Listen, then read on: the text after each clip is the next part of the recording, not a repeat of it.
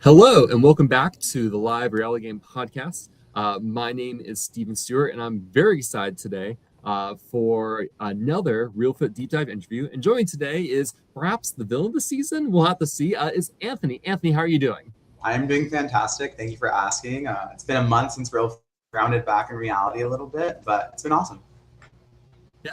And for those of you who are listening, and Anthony, just a heads up, it looks like we're having issues posting live to Facebook, but we are streaming live to YouTube. So hopefully, I think people are generally good at using the YouTube link. So just in case. But yeah, no, it's been a couple weeks since your game. How has been kind of the recovery and process of it all for you? Especially you get medevaced, which is one of two medical evacuations this season, which is one of the wilder points of the season.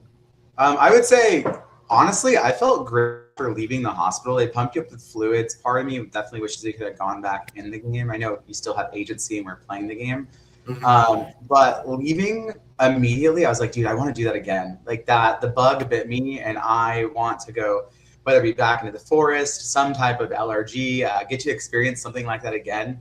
Not knowing that this community even existed and then getting the opportunity to, in my opinion, I haven't seen a lot of them out there, but I do feel like Reelfoot is, bigger, 8 days, we're being deprived.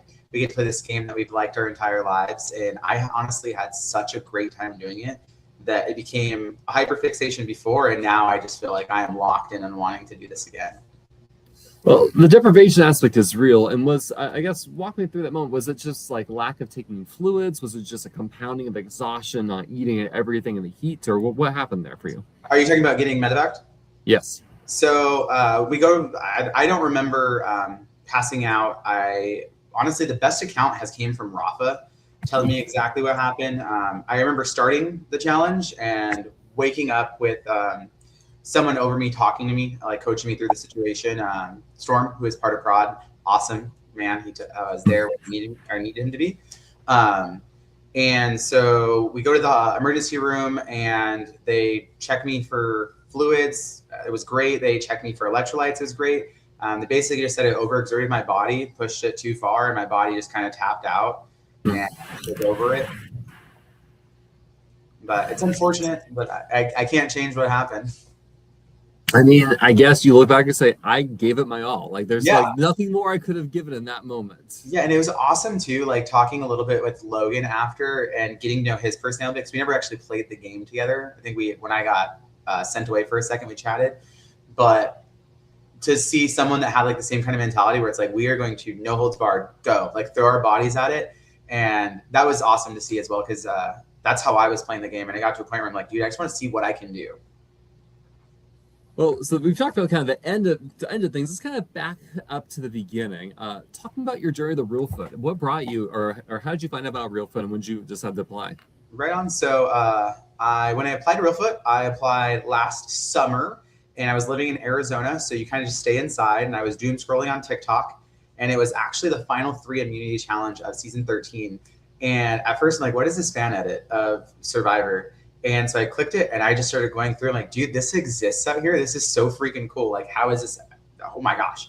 So I start following it and I'm telling my fiance time, like, dude, this would be so cool to do, but I don't even know how to apply or anything like that. And then Amos posted something where it was like, hey, we're going to start accepting auditions. And so I applied. And honestly, it was life-changing for me because it's what set me on a weight loss journey. I showed some people that I played Reelfoot with. I used to weigh around 275, 280 pounds when I applied to play Reelfoot. And I just wanted to make sure if I was going out there, I wanted to play the same style, like I said, throw my body at it and see what I can do. But I knew I wouldn't be able to keep up being that big. So starting from the moment I applied, I started like my weight loss journey. And I was emailing probably the prod team maybe once a month, sending pictures, like, hey, I'm serious about this. Like, I want in, let me in. Because from auditioning to when you get cast is like a 6-month delay. So I just wanted to know I'm invested. I'm playing Reelfoot right now from home. Let me show you that I'm willing to go and do whatever I want. And then from when I got casted, I was like, oh my gosh, this is serious. Now I need to keep going even harder. So when I got to Reelfoot on my first day, I was down 96 pounds. And wow, we don't eat or drink anything there. When I got out, I lost those extra pounds that threw me right over 100. So I was like, I lost my 100th pound at Reelfoot. And if you were ever on the starting try with me, you'd hear me like the first few days, I'm like, guys, I feel like the 2 pounds are gone. I've ate a damn bite of rice in 2 days. But yeah, so it was ultimately such a positive experience to be able to live, like I said, this fantasy, because anyone that I think is into this, we were like, dude, we want to play this game so bad. And really focusing on making my life better. And overall, Reelfoot has been such a benefit to me because of that. Well, that's incredible that you apply. You don't even know. You're just like, all right, if it happens, I will be ready for it, and you just gun for it immediately. And I guess nothing like starvation in the Tennessee wilderness. They lose those final 4 pounds. Oh right? Yeah, the starvation is really what we needed to get through.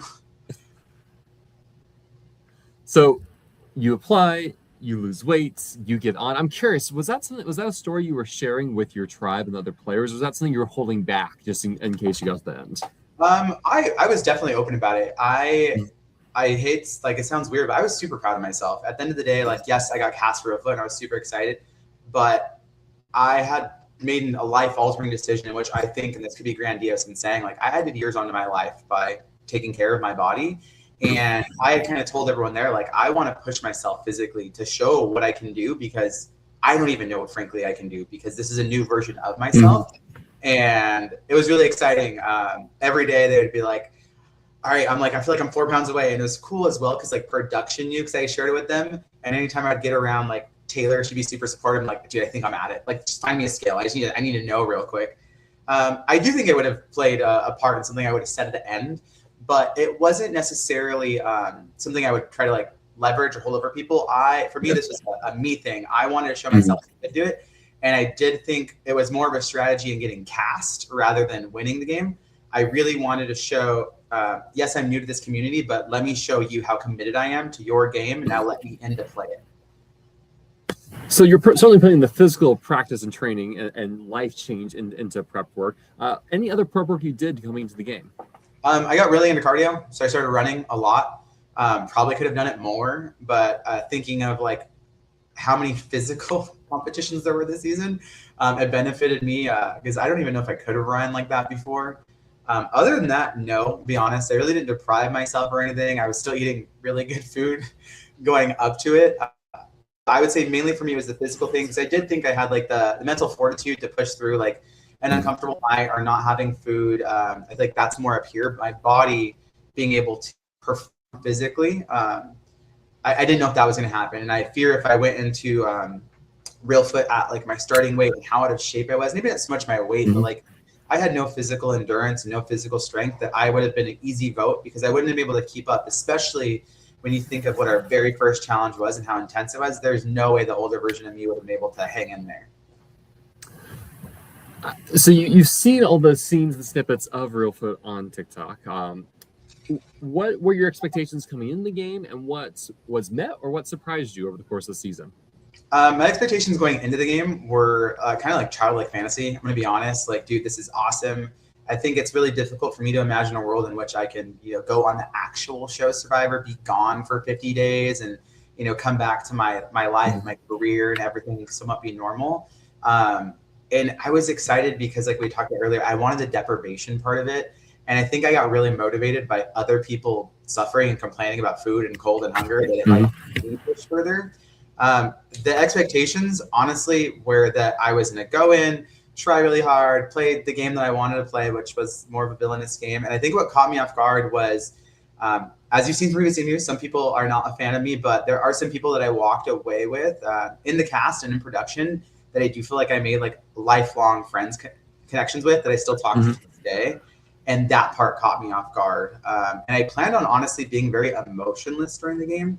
And we'll go into it later, but there's one part when we vote someone out that I'm like crying. We're all crying. But that, I was not ready to feel emotional attachments to people in a short period of time. I'm curious about the idea of like you. I guess it sounds like you did come out and thinking like, I want to be the villain this season. That was something you had in mind coming into it. Oh yeah, I definitely wanted to be the villain. I think that in my mind, at least how I came off, is I'm a really social person. I love to talk. I am the antithesis to my fiance. If we go out to a bar, he's like, let's hang out over here in the corner. I'm trying to bug out and meet new friends. And going into Reelfoot, like I could use this as my advantage, be perceived more like just nice, hi, socially jovial. where playing from the background, no one would really know what my plot or my plan was. And to be even frank, I started getting frustrated with people. And so then I think another side of me started coming out and wanting to have fun while I'm out there. Like I said, it is, at the end of the day, it is a game. And I wanted to play my version of the game. My version of the game was a villainous game. And I brought that during the audition process, is I want to make, if you're producing this online series, like, let me on. I'm going to make it interesting for people. We're going to have a good time. I feel like I give a good talking head or a confessional. But yeah, I was never going in to be a hero, to get close to people or build bonds. I was going in to have fun and do we all watch Survivor and we're like, we want to play it this way. We could be this type of person. And I was going to do that. So you arrive at Reelfoot. Anything that we need to talk about before the game begins? Are you like right when we got there? Yeah. So we all get there. We're kind of paired off in different parts of the room, and everyone's paired off with one blue, one yellow, and I'm kind of left alone. There's no one next to me, so I'm just talking to like the prod member that essentially is like your babysitter, and I'm just kind of watching people, and depending if they were wearing your color, because at this point we're in a specific color, and I can kind of clue in on who's going to be in my tribe for about like 4 of them. Like Jude was next to me. She was wearing yellow. I could pick up that she was going to be there. And her, and I think she was next to Logan or Garrett. They were just yapping, like talking so loud. And I love Jude. She's one of the people that I walked with friendship. And in my mind, I'm like, shut up. Like, I'm trying to listen to other people. And it's funny because then Rafa walks in and I'm like, that's going to be my guy. Like, I just know it. That's my guy. He's wearing a yellow shirt. I know he's gonna be on my tribe, but then I get called out as we get back to the tribe later that day. Is that I was essentially, because I was sitting on one side of the room where I could see everyone. Because I was alone, I had no one to like secretly talk to. Is I was just like zoomed in on top, like watching people, and they're like, "You were just trying to figure out everything you could." And I'm like, "Yeah, I wasn't trying to do that." And then eventually, I got people next to me, and I got Courtney and Joe, even though they're both blue. And it was really funny because as Prod's starting to walk in, they start hugging Joe.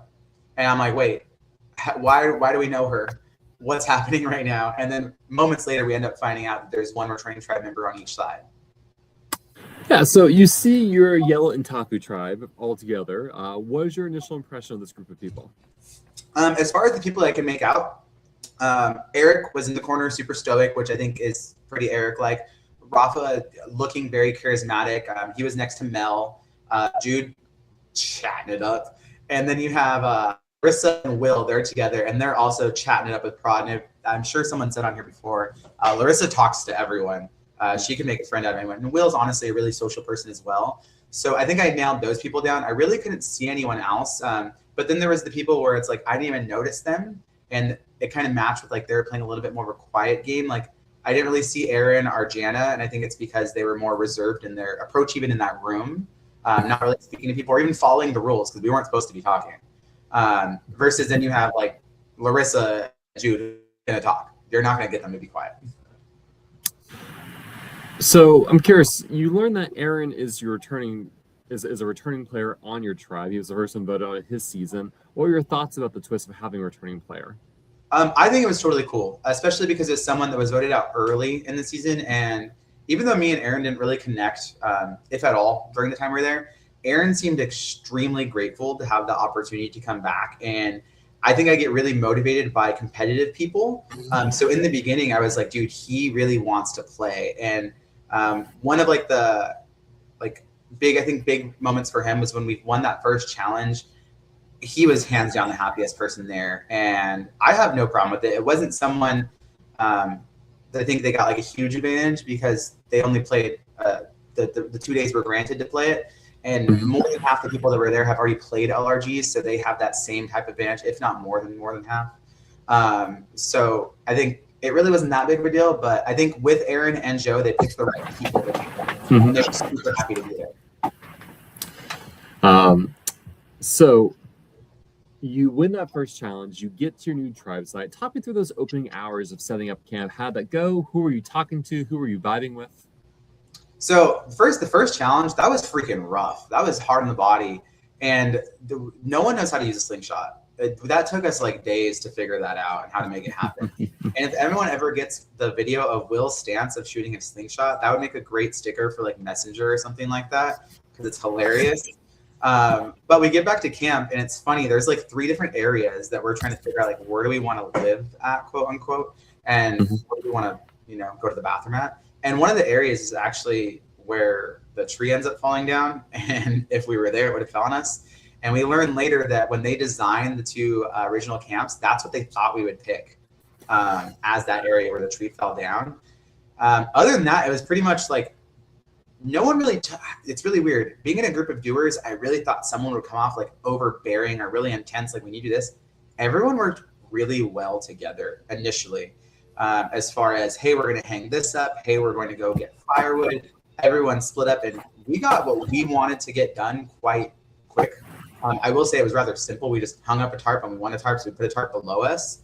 And I think initially, right off the bat, there was little groups that had not already formed, but like I connected to Rafa right away. I connected to Larissa right away.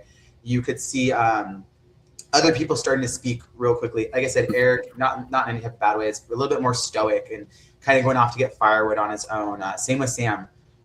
So I think bonds started forming little by little as even Rafa and Aaron ended up building a relationship already that quickly. So you can see a little bit from the outside, but the game hasn't really even started yet. We really don't know anything about each other. And we haven't really seen each other in emotional types of stress to see how they're going to react. And for me, that's like what I wanted to see, is how people going to react when it hits the fan and we don't get what we want, when someone has to go home, when things aren't going well. I'm curious, dreamers versus doers, you're in the doer tribe. Do you agree with that assessment? Absolutely. I think if you were to even break down like the assessment of the 10 of us that are on doers, I think I'd be like in the 5 most doers of the doers. Because even there's some people in our tribe, and the other tribe, like I think you could easily switch like a Will and a Danny, as far as like Danny has a really like, I know he hates me, but like a really hustler personality. It seems like he has a hard working attitude. And Will is honestly like whimsical, very chill, like go with the vibes. So I think there were some people in the middle, but I think if you go to like the doers aspects of our tribe, you have like Sam was hardworking, Rafa was hardworking, Eric was hardworking, even Jana. I know she was early gone, but she was doing something the entire time in the tribe.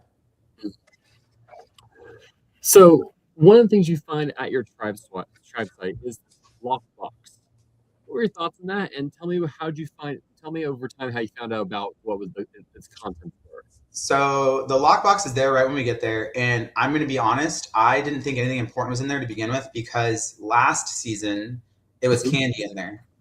Yep. So in my mind, I'm like, there's no way they up it from candy to a damn aisle, which they do. And as we're going to get firewood, I would say like some of the main firewood gatherers are Eric and Sam, myself and Rafa in the beginning. And so we all start spotting letters, and we start putting it together. And we're like, oh, something in there must have letters. And then I know this is going a little bit forward, but I end up finding out there's a codex in the lockbox when we go to that like kind of telephone challenge at night. Yep. Because I'm paired up with Logan, and Logan is like, hey, did you guys solve your codex? And I was like, oh no, we haven't solved it yet with the letters. And he's like, yeah, it's inside the box. We found it. Okay, so now I know there's a codex in there. Then we get back to camp, and they're like, oh, we opened it and there's food. There's not food in there. There's a damn codex, or some codexes randomly just loose somewhere. So after that, I became I don't know if people remember, but really vocal. I'm like, hey guys, let's go look for the letters. Because in my mind, like, it's been solved. But whoever is eager to look for these letters with me, they don't know that this has been solved. Whoever suddenly doesn't care. And in the beginning, people cared, and now we don't care. Mm-hmm. Like, this fucking thing has been found. And then I end up finding out, I shouldn't even say finding out, Aaron was really open about the fact that he had it, and it just made its way through the camp probably within like 30 minutes. But it wasn't like a big reveal because he was quite open about it. But I got kind of excited, like, again, oh my God, we're playing the game. I just found a secret from another tribe that this is here. And I got back and they're like, oh, we found beef jerky and crackers. No, you didn't. You found so much more. When did you learn that there was more food in there that they ate before you got back? When we merged, because they started talking about that there was whatchamacallit, like Nature Valley bars or something like that in there. Mhm. But they told me they ate them like the day of, and I'm like, why would you do that? We just got here. Our stomachs are still full. Save it. But kudos to them. I mean, it wasn't like they took a steak dinner from me, and we'll find out later. I took more back, so it's okay. I'm curious, let's say you found the key to the lockbox. What would your strategy have been? Um, Honestly, I probably would have opened it and shared it with someone at the time, probably like Rafa or Larissa. Um, I think if I were in the similar situation where I know Aaron got clocked having it by Jana, you kind of got to tell everyone at that point because it's going to make its way through. But I do think I would have tried to hide it, make some type of play in the beginning to make sure that my people got through. So over the second day, you kind of go back and forth with the other tribe in terms of challenge wins, right? You lose some at sea, but you win the SOS challenge and the other reward challenge. How are you feeling about the strength of your tribe, and are you starting to hear whispers or names being thrown out over the course of that second day? Yeah, I'm honestly feeling really good about the tribe. The things that we did lose, I don't feel like we lost by like a massive margin, or maybe I'm just thinking in my head we could have won. But then as we're at the tribe, it was pretty clear that the two people that people were considering were Sam and Jude. And that follows through into the first vote anyway. I think Jude, in the best way possible, is a little brass and crude, and I love her for it. And Sam, at the time, she was having a really rough day too. I think she said she was sick, and it caused her to be ostracized from us a little bit. And at one point, she talked about like quitting the game because she was in pain. So I think anytime someone says they want to quit, it's easy for them to be like, okay, then go. Let us vote you out so we can get away from a tribal. And hearing people talk about the psychology of already writing down Jude's name, it made it easy to do it again. And then Jude then doesn't tell anyone about that advantage. She knows someone on the other tribe. That all kind of comes out all at once, kind of before tribal, and it just spirals out of control, which I think ends up getting her the boot. I'm curious. In a day two, normally there is that immediate challenge, but there isn't due to the weather. But at this point in time, can you rank the players in your tribe from most to least importance of your game? Yes, I still do this. Honestly, my 1 and 2 are Rafa and Larissa. Yeah. I got really close to them in the beginning. Then after that, I would probably say like Leah.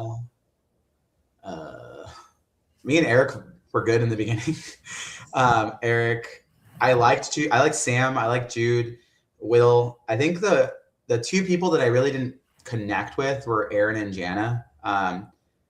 Jana and me just really didn't speak that much, and I think it was clear from the start that me and Aaron were just not going to find a ground in which we were going to play the same game on. And in the beginning, also, like, I know he had thrown out my name, and I'm kind of in my head like, what the fuck did I do to you? So when did he throw out your name? Like during the initial person, he's like, we can get rid of him. And at the time, you have Sam and Jude scrambling. So I think in that initial moment of everyone scrambling, it's just everyone's names getting thrown out, but it was attached to him. But in my mind, I thought I was sitting in a very comfortable position in the tribe, and I'm like, what the hell? Like, why are we thinking about getting rid of me? I haven't done anything to anyone. So I would say him and Jana would be last. Aaron having an idol, I guess, not good for your game overall, or is it neutral? It never bothered me because it was public. And he, in the beginning, was adamant on that he was going to use it for the better of the tribe and the group.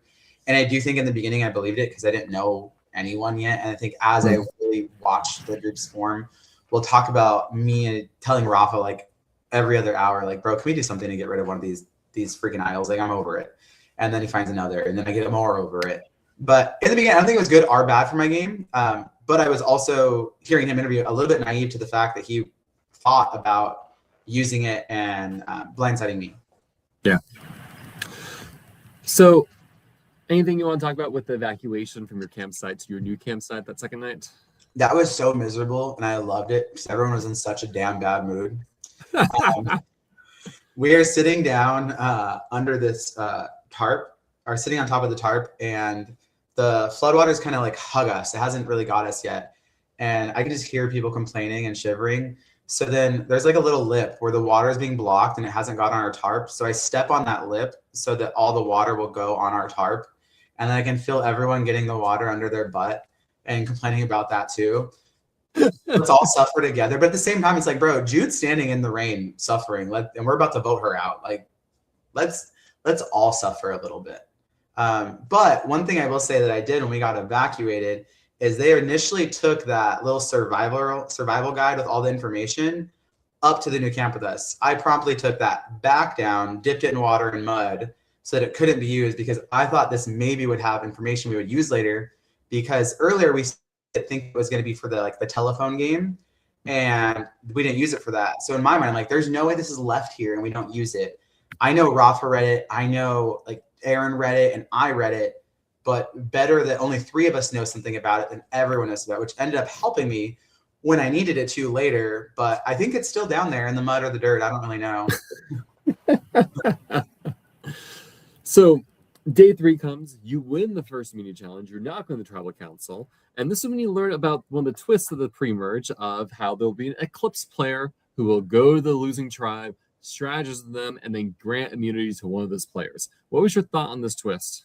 Stupid. I hate it. I think every time Prod saw me, I made a concise effort to complain about how much I hated this twist, including the person who I know made the twist. I would made it my goal to find him every day and let him know how much I hate it, and then tell him, honestly, as a viewer, this is iconic. I would love to watch this. It's going to make for a great game. Living it, it makes things so much more difficult. You have to make someone feel bad every single vote. Someone has to always know I was next up. So you can't even have someone plan for the next vote because they already know who they are. And it sucks because Sam got the short end of that stick and was getting beat with that stick every week because we weren't voting her out. But she always knew she was next up for those first few votes, which honestly doesn't feel good. But again, from a viewer perspective, it made for great tribal dynamics. I mean, we had a little bit of issues. Blue was over there screaming at each other every day because something went wrong over there. So, okay, so let's say you're in charge of Reelfoot and you are told to redesign or change the twist. What would you tweak about it? So to tweak it, I think it would be perfect if you can't use it on the same person twice. Okay. I think it should be like if you're sitting out an immunity challenge, you can't do it twice. I think that would have made it much more interesting, and there's not like this deep layer of protection that can kind of just surround someone. If you were to overhaul it more massively. If I were to overhaul it massively, it wouldn't be there. Okay, that's what I figured you're getting with. Yeah, my season had not quite that twist, but still a twist that really disrupted my plans. Like, no me gusta. So after winning that first mini challenge, you go on a losing streak. It's gonna be a very long day 3. And so you lose the tug of war challenge. Mary Ellen is joining your tribe. You are having your first votes. What do you do? For me, I knew it was between these 2 girls. It sucked because I like Jude a lot as a person, but whenever you did get to talk to her, Jude didn't know anything about Survivor. I think at one point we were talking about Survivor. She's like, "Who's Jeff? What does he do?" And I was like, "Oh, girl, like, get it together. Like, for the love of God, we're playing this game." And Sam had made her resurgence after feeling ill. So for me, it was an easy vote because Sam understood the game more.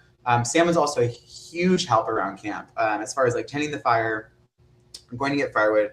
I will say one thing about the Doer camp is someone was always doing something to keep the camp life afloat, and she was an integral part of that. And it sucked to go on that losing streak. And then losing Jude, I think we kind of all knew they were going to pick Sam. If you were looking from the outside in, Sam is a petite woman. And she had kind of said to everyone and to the Mary Ellen, she came over, that she had felt left out. So to us, it was clear that she was going to pick Sam. So was Jude your ideal first boot from this tribe? At that time, yes. At this time, no, now that I have a friendship with her. But at that time, yes, she didn't understand the game. She played really messy there toward the end, talking about how she knew someone and she had this advantage to tell everyone about. And I think right in the beginning of playing any type of like Survivor game, it's like, dude, I want to trust you. I want to like you. But the negatives right now are outweighing the positives, and the group, I think in the beginning, the consensus has to matter way more, especially being on this losing streak. Like, we need to get something going here, some type of a flow moving. The group can work better as we keep going throughout the game. I'm curious because there's a lot of one-off votes this tribal council. Vote for Will, vote for Jana, vote for Larissa. Did you know all that stuff was coming, or did you think, or No. like was that a surprise to you? I think a lot of people were like, well, I don't want to do this. I don't want to hurt their feelings, or I don't want to blah, blah, blah, blah, blah. Just vote. We have to fucking vote someone out. Just vote them out. Like, it sucks that they're not the first out. Someone else already did that. We know there's a battle back. Go over there and try hard somewhere else.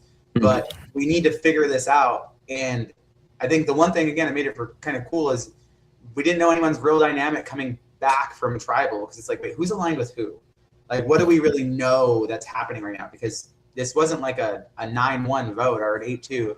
This was one vote, one vote, one vote, one vote, and then they get piled at the end. So that honestly did catch me off guard, that people were throwing it out there because they didn't want like a blood on their hands. But I think it was because they didn't want the blood on their hands if Jude was saved instead. Now, Yeah.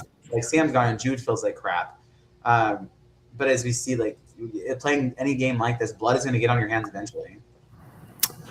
I'm curious. Do you, Rafa and Larissa, like, and I guess maybe to some Leah, do you formally lock in an alliance with each other, or are things a little bit more informal with how your group is working? So with Larissa, or with Leah, not yet. That'll happen, I think, right when the will vote starts. And then me and Rafa were, I want to say, maybe an hour into the game, which is wild because I did not think I'd do that. You can hear me in many confessions, like, why the hell am I aligned with guys? This is not what I thought I would do. Why am I aligned with big, strong man? Not what I think I do. Larissa is honestly just my type of human being. As we got to know each other, I'm a shit talker. She's a shit talker. And none of it's like personal. It's just a little bit more competitive type of like smack talking. And she's that type of person. So me and her just vibed and we were talking smack. And then we just kind of looked at each other and like, so we're doing this? And she's like, oh, we're doing it. Which is why when she does go, I'm like, what the hell is happening right now? Yeah, I'm looking forward to talking about that though. I'm curious, are you seeing any other alliances form, or are you trying to keep other options open with people? So there is a larger alliance that's about to form right before Will goes out. But right before that, I could see Eric started talking to me and Rafa as well. And that when me and Rafa were talking, like, he's a number for us. And I could notice that him and Rafa started getting closer than me and Eric did. Rafa honestly talked to everyone. But then Aaron got close to Sam. Sam got close to Eric. You can see that the little divisions happen. I think that's when I was like, hey, let's get this bigger group together of the little divisions and bring it into a big division. So at least if we do keep going on a losing streak, we get 1 or 2 more lives where we're going to be okay until the group has to attack itself. Yeah, so let's talk about that. You lose the next challenge. Shannon's eclipsed over. This is going to be the will vote. So how do you pull this group together? Well, Shannon coming over was really interesting because she honestly just tried to interrogate us. I don't think she blinked when she spoke to me, and just tried to keep asking me questions. And I was like, what is happening right now? And then I think we all kind of knew, Sam's getting saved again. It is a safe thing to do. You guys have already done it, and that's okay. And I do not think Will was like the initial target. I think it was possibly being discussed Jana, and I did find out I was even being discussed. But Will went into a frenzy. I think at one point I grabbed him because I like Will, and I did want to work with him. I grabbed him by the shoulders. I was like, you need to calm the hell down. You were going crazy. You have thrown everyone's name around in this circle. And he was wearing sandals at the time, like flip-flops. And I'm looking at the tree line, and I can hear his damn flip-flops running around. Like, you just hear him moving around the entire camp for like the next 15 minutes. Hasn't stayed in one conversation with anyone for more than a minute. And honestly, I think Will is kind of the orchestrator of his own demise when that happened, because I think there could have been like a division of, did we want to vote for him or not? But with him throwing out multiple people's names at that point, it was like, okay, this is an easy one for everyone to kind of get behind. But Will was in that initial bigger group that had formed right before that. And then he quite literally put himself right outside that group by saying people's names that were in that group, including my own. So who was on the outside of this larger group that forms? Jana, again, not in any type of negative fashion. Initially, Sam was, and then Will kind of left. Sam came in. But again, the goal was in my mind, like, hey, let's just get these groups together, because at that time, I had really only formed like true strong bonds with Larissa and Rafa. and then like little strong-ish ones with like Sam and Eric. And I would say it was really like more bonds of like a good rapport of discussing the game. Knew we were part of a larger alliance, but I think it was clear that they were something, me and Rafa were something, and me and Larissa were something as well. Why did Will become so paranoid? Do you know? I have no clue. I don't remember exactly everything, but I know Will was not supposed to go home that vote. And I didn't intend on voting him until everything started happening. And as the group started like shifting or moving together, everyone was like, because Will then went to Shannon and talked to her for quite a bit. And everyone kind of got together and was like, so we're doing that, right? Just for like the sanctity of what's happening. And it ended up being exactly what that was. So Will goes out to the 5-3-1. There's 3 votes for Sam that are negated once again by the Eclipse vote. You're then moving to a double tribal. It's a gross food challenge. The winner is immune, but won't vote with their tribe because they're going to go and be the Eclipse vote on the other tribe.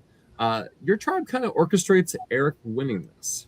Yeah, so fun fact, that was my idea. Eric also wanted to do it because I do think like Aaron and Rico were Aaron specifically was gobbling up this damn food, and I would tell him like, good job. He's like, it really wasn't that hard. It was quite good. Like, you're eating cat food. What do you mean quite good? And then they had like gizzards or something like that and liver. But I think Eric also really wanted to go, and no one at that point wanted to go over there. And essentially you're going to get your hands dirty a little bit, but it makes sense why he wanted to go over there now in retrospect. He knew Julian and I think wanted to like build a little bit like, hey, I'm back. You see me? But I do think, honestly, if that would have came down to like them just playing, I do think Eric would have gone harder, but Rafa and Aaron would have given him a run for his money. The moment cat food came up, we're good. I'm not that hungry. I'm honest. I'm 100% okay. That was the one challenge that I think right when we walked up, I was like, I have zero interest in doing this. It worked out well again for us, and I think it made it, because it was so quick and it had to move fast. Jana not being part of that initial group was really easy for us to go down there and go, we don't need a plot, we don't need to move, we don't need a scheme. We already know she's not with this larger group. Are we just going to vote for her? And again, it was like an easy, okay, let's move forward and keep pressing forward, because now we still know we're behind by a person. So I'm curious, this is your first time playing a live reality game. There are people in this season who are new, but also people who have played other games, and as a result, there are some familiarity or connections around this cast. Was that something you were worried about, or at one point in the game you start becoming aware of this, and what are your thoughts on that? Once merge hits, because at this point I'm still living in my little fantasy land that Reelfoot's it. There's other little ones out there, but then I find out there's a shit ton. All these people played with each other. I think I was one of 3 people on the entire cast that had never played anyone before. I'm the only one that made it to merge that didn't know anyone. It was annoying. I felt like a detective with like a little pin board trying to draw strings that like, oh, they know them, they know them, they know them. Mm-hmm. And then Prod also knows some of these people because they played with them, and I'm like, oh my God, that makes sense why you're talking to them like you freaking know them. It played a huge part, and I can sit here and complain because I think I did, like when it was over, I'm like, that's so unfair. But it's the nature of the beast. It's not a gigantic community. And just like how I'm saying, I want to go back and do something like this again, I'm sure that's how everyone feels. Yeah. They want to go back and do it again. And there's only so many places or times you can go back and do it again. But as people started gravitating to each other so quickly, like Eric came back, I'm like, why do you care about Julian? They're literally bullying him over there. Like, who cares? I know nothing about this kid. And then it starts leaking out little by little. Oh, they've played this, they've played that. Because Eric did tell me and Rafa really early once when we were cracking firewood that he played in that game that he was in with Julian, but didn't say he knew Julian. And then when I talked to Julian way later, Julian like, oh, I played that, not with Eric again, but same game. Oh, you guys also know each other.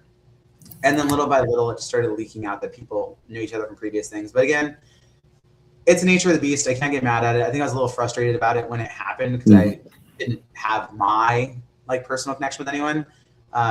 You're in hard mode. Huh? You're in hard mode. Yeah, like I'm just trying to play this game and have a good time. But now it's like, okay, I have that. But I think, again, it could be an advantage or a disadvantage because you look at Courtney and Rafa. They had beef. Everyone got along. Those two just had issues. But, yeah, it was annoying in the beginning. But, again, nature of the beast. So I'm curious. So Jana, you said straightforward vote. I think Leah catches a vote here. Anything to say about Vito coming over your tribe? No, we'll get in more Vito later. Okay. Fucking amazing human being. That is my first time I interact with him, and I think I say it in the confession once, just radiates positivity. I think the entire cast would say the best of us is Vito. Vito is a awesome, loving, caring individual that even someone like me who was trying to play this little treacherous game, I was like, I can't hurt him. He's an awesome guy. So at this point, like you have, I think, 7 people left on your original tribe. All 7 are in this larger alliance. Yeah. Had this tribe just gone straight back to tribal council as is, what did you want to have happen? That would have been me, Eric, Rafa, Leah, Sam, Aaron, Eric. Yeah, so Aaron, you, Eric, Larissa, Leah, Rafa, Sam. What I would have wanted it to be Aaron. Aaron would have wanted it to be me. Again, it was for no other reason than we just were not connecting, and like not in a disrespectful, not connecting way. We just didn't have any like personal bond that had formed in any way, shape, or form. And it at that point, it was like, it is what it is. We're working together right now. Actually, wait, is Larissa? No, Larissa's still there. Right? It's your whole original tribe, all 7 of you. Yeah. So then it would have still been Aaron. Well, that night, Rafa goes to a meeting as a tribe representative, and he comes back and he learned there was a tribe swap-ish. Same tribe, so you're getting Julian. I loved it. It was awesome. We just got the kid that got picked on at his old school on our team. So not only is he going to like us, we have someone that we can get rid of right away in my mind, and we're going to be okay with it. Not what happens, but no. Not at all. But in my mind, that's what I thought it would be like. Okay, he doesn't feel good about being over there. And when he did come over, it's clear that he wasn't really well received with his time over there. But for me, it's like, okay, we've got another life to keep this group flowing through. And I would use this phrase a lot. I was like, just keep us going until we have to cannibalize each other. And I was really vocal about pushing yellow. I want yellow. I want yellow. Even when Aaron was still there, like I want yellow to win. But now we've been given a +1 that we can get rid of at any time. And I really did think the Eclipse would not make it past merge, but that shit kept moving forward with us. Yeah, so you're in this semi-swap tribe. You have the Idle Hands challenge. Your tribe loses. Danny is coming over. I mean, talk me through this, folks. This is one of the most this is one of the few times you're blindsided this season. Yeah, this honestly, I think this is bigger blindside than even when they all voted for me. I had no fucking clue you keyed that one up. Yeah, I had no clue about this, but let me tell you why I ruined it. But we'll get into this. So I had no clue Larissa was going anywhere. She had gotten along with everyone, but like I had said, the clips had made someone angry every time. That person was Sam. And Sam was frustrated that she wasn't out. And I do think Clarissa being, again, a super social butterfly and talking to everyone, it was able to be perceived that she had relationships with everyone. I knew that she didn't have relationships with everyone. She had relationships with a lot of people. But going into that tribal, I had not a damn clue. I thought they were going to save Sam again because they really didn't like Julian. And that's why I voted for Julian. I thought we thought Sam was going to get eclipsed again and Julian would go home. But this is where I mess up my own game and her game, but I justify it by saying Aaron was supposed to play that idol, which he has said. I tell Larissa to switch her vote as we're sitting there. If Larissa doesn't switch her vote, Sam goes home and not Larissa. And wow, I have regretted that, and she has roasted me for that since it happened. Because I don't vote for Sam at this time, and I would go back to try every time like, Sam, I don't dislike you, because she would get really frustrated. And like, I don't dislike you at all. I like you a lot as a person. You're not the person I want to go home. And I told Larissa, I'm like, hey, Julian's going home. Like, don't put your vote on Sam. She doesn't need like to feel like shit again. She had just told us that we're making her feel this way. The way I justify is Aaron wanted to play that idol anyway, and he wasn't given the opportunity to play the idol. No matter how she would have voted, if Aaron would have played the idol, Larissa was going to go home.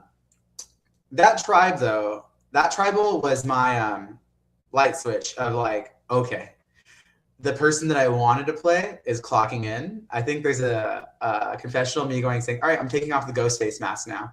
You're gonna meet the like everything you've seen. Because at this time they don't know the little things that I've done. So you'll hear sockgate in our tribe. I don't hear those words. I burnt holes in many women's socks that they put to like roast in the fire to get warm, including my own, because I didn't want to seem like it was me. I got like a dollop full of peanut butter at one point when they pissed me off and threw it in the grass. I cracked up all the crackers and then left them open so they would dry out. I got so irritated when Larissa went home. It was like, what the hell are we doing right now? And then I get talked to later about strong arming someone, but Aaron just strong arm us into I'll go to rocks, which works because I'm not fucking going to rocks right now. Like I like Larissa. I don't like her that much. Like she can hit the pack to like go to the returning camp. But I think that was like a moment where I was like, oh shit, I'm playing this game. But at the same time, I went back and like, this is exactly what I wanted to do. This is the fun part of this. Like the recoil of going back to camp. I'm like, dude, I need to assess everything. I have no clue what I'm actually doing. I thought everything was chill right now. And all of a sudden this new kid is here. I just lost my number 2. What the hell is going down? And not only that, my number 1 is blindsided with me. So are me and him on the outs, which we end up being okay because we come back and figure out that it was just, they had some type of feeling toward her. They got a group of people to do it and ended up being able to do it. But again, if Aaron was able to play his idol, no matter where the votes would have shifted on Sam or Larissa was going to go home because he didn't get to play it. So a couple of things about this round. You meet Danny for the first time as he's eclipsed over. What's that like? Honestly, we got along. You're going to see through this interview, Danny has a lot of emotion for me that I do not have toward Danny, which is fine. Mm-hmm. I liked Danny. He was a really social guy. I will say, I think Danny literally describes himself so perfectly when he says he's an emotional gangster. Danny is a very intense person. I think slow to listen, quick to speak. But I think a lot of people call Danny out like because he would cry, like, oh, it's performative. I think Danny really did feel those emotions. And Danny is a very emotional human being. Nothing wrong or right with that. We kind of vibed when we talked. I think we talked about like another reality show, RuPaul's Drag Race. We kind of got along. It was the initial beginnings of like, hey, the possible gay alliance. So yeah, I had no issues with Danny at that time. Did Danny tell you that he was going to use Eclipse on Sam or Julian? I don't even think we talked strategy when we talked. I think we were just talking personal life. I genuinely thought they were just going to pick Sam again. I was so pissed off with the Eclipse. I was just like, they're just going to keep doing this to Sam over and over again till we get the thing, till we get here. We'll do it this way. It's all good. So talking about the fallout from this tribal council after Aaron has strong arms the tribe and Larissa goes out. So I'm pressed, but me being pressed isn't going to do anything. So we get back and I immediately go to Leah. That is the person that I need to make sure I am okay with because she was the middle ground on this. I have no issue with Sam still. I can still hold to the line of Sam. I have not voted for you. All these people have wanted you gone. Mm-hmm. I've never done that. Me and Aaron aren't going to reconcile. Like, again, we have no actual beef, but we're just not on the same page. But I need to make sure me and Leah are good. And I end up building a relationship with Leah that Leah ends up becoming my number 2 after Rafa as well. So it sucked because I lost Larissa, who honestly, I think she would have played a damn good game. But I think she's one of those people that'll probably get like, if there's a moniker of like gone too early, it's her. But my big thing was to go back and the person that was in the middle, how do I get the pendulum to swing back in my way with her favor? So you thankfully win the next 2 challenges. And this first one's important because you now get the joy of going over to the Lunakai tribe and being the Eclipse votes. So talk to me about this experience for you. So it was fun. So you'll see throughout as I talk about my journey, I get really pressed about these idols. No one's fucking playing them. I really like big moves. I like bold, I like the bombastic part of Survivor. And so I get over there. I already know exactly what I want to do. I'm going to introduce myself. These people, we're going to talk. They were honestly really nice.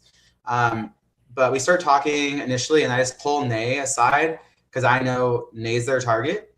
And I tell her straight up, hey, I'm going to save you. shoot your shot. I'll load the gun. Tell Logan, use his idol, because we all know they're gonna vote for him, because he's playing this game that we just played, because Leah did this but much better, where she sat around and looked emotional, so they would try to get her or get the clips played on her. Logan was doing the same thing, moping around camp. I don't feel bad for you. Why would I feel bad for you? You have an idol. If you think you're going home, play the damn idol. So I tell Nay, I'm like, hey, shoot your shot. I don't care who you shoot it at, because I can walk away and be like, well, I did what you guys did to Sam to Nay. I know you want her out. I'm just going to save her. And then I go to Logan and I'm like, play your idol. I'm not saving you. I'm saving Nay. Because in my mind, idol out of the game. Yep. Nay's still there. They have discourse with her. Someone else goes home. I don't know these tribe dynamics that well. We haven't really swapped yet because we stayed together. And when Julian came over, it was just everyone hates me. So in my mind, I'm like, I get an idol out of the game. And if Logan doesn't play it, I get a stronger male out of the game and his idol. And Nay's still there. And I honestly liked Nay when me and her chatted. So I was like, I could have a relationship here in the future. So for me, it was a win-win situation. And I do think it was kind of clear when I was there that I was going to save Nay, because I talked to her longer than anyone. Logan just has like a genuine hero's heart and was trying to save that idol to help his tribe that had no intent on helping him. And he walked out of tribal with it. Yeah, so when you get to the next challenge and you see Logan's not there, what's going through your mind? Well, as we're sitting at the next challenge, we have the awesome privilege of hearing Danny and Nay screaming at each other as they walk down the hill. Because Danny is mad because Nay thought that Logan would play his idol, and Nay had suggested that her and Logan vote for Danny. And so I hear Nay's there and Danny's there, and Nay had kind of said she wanted to vote for Danny. I'm like, oh, Logan went home with his idol. There we go. And I already told my tribe when I got back, hey, here's my strategy and what I wanted to do. Again, I really do think I was the only one on yellow that was like, fucking yellow strong. Like, let's push ourselves to the end. And I shared that strategy with them, and it ended up working out in our favor. So I was happy with what ended up happening. And Logan had just beat me in the tug of war. So I knew Logan was a strong guy as well. Well, you then win the next challenge, right? Leah eclipses over. Courtney is voted out. Nay is safe once again. And then we get to a real tribe swap. And this is a fun moment because you're going to arrive at a challenge and you're going to get swapped in two teams. And the teams look even at first, but you know Eric has two mutiny advantages. Can you talk me through this? Because you play a role in all of both. Yeah.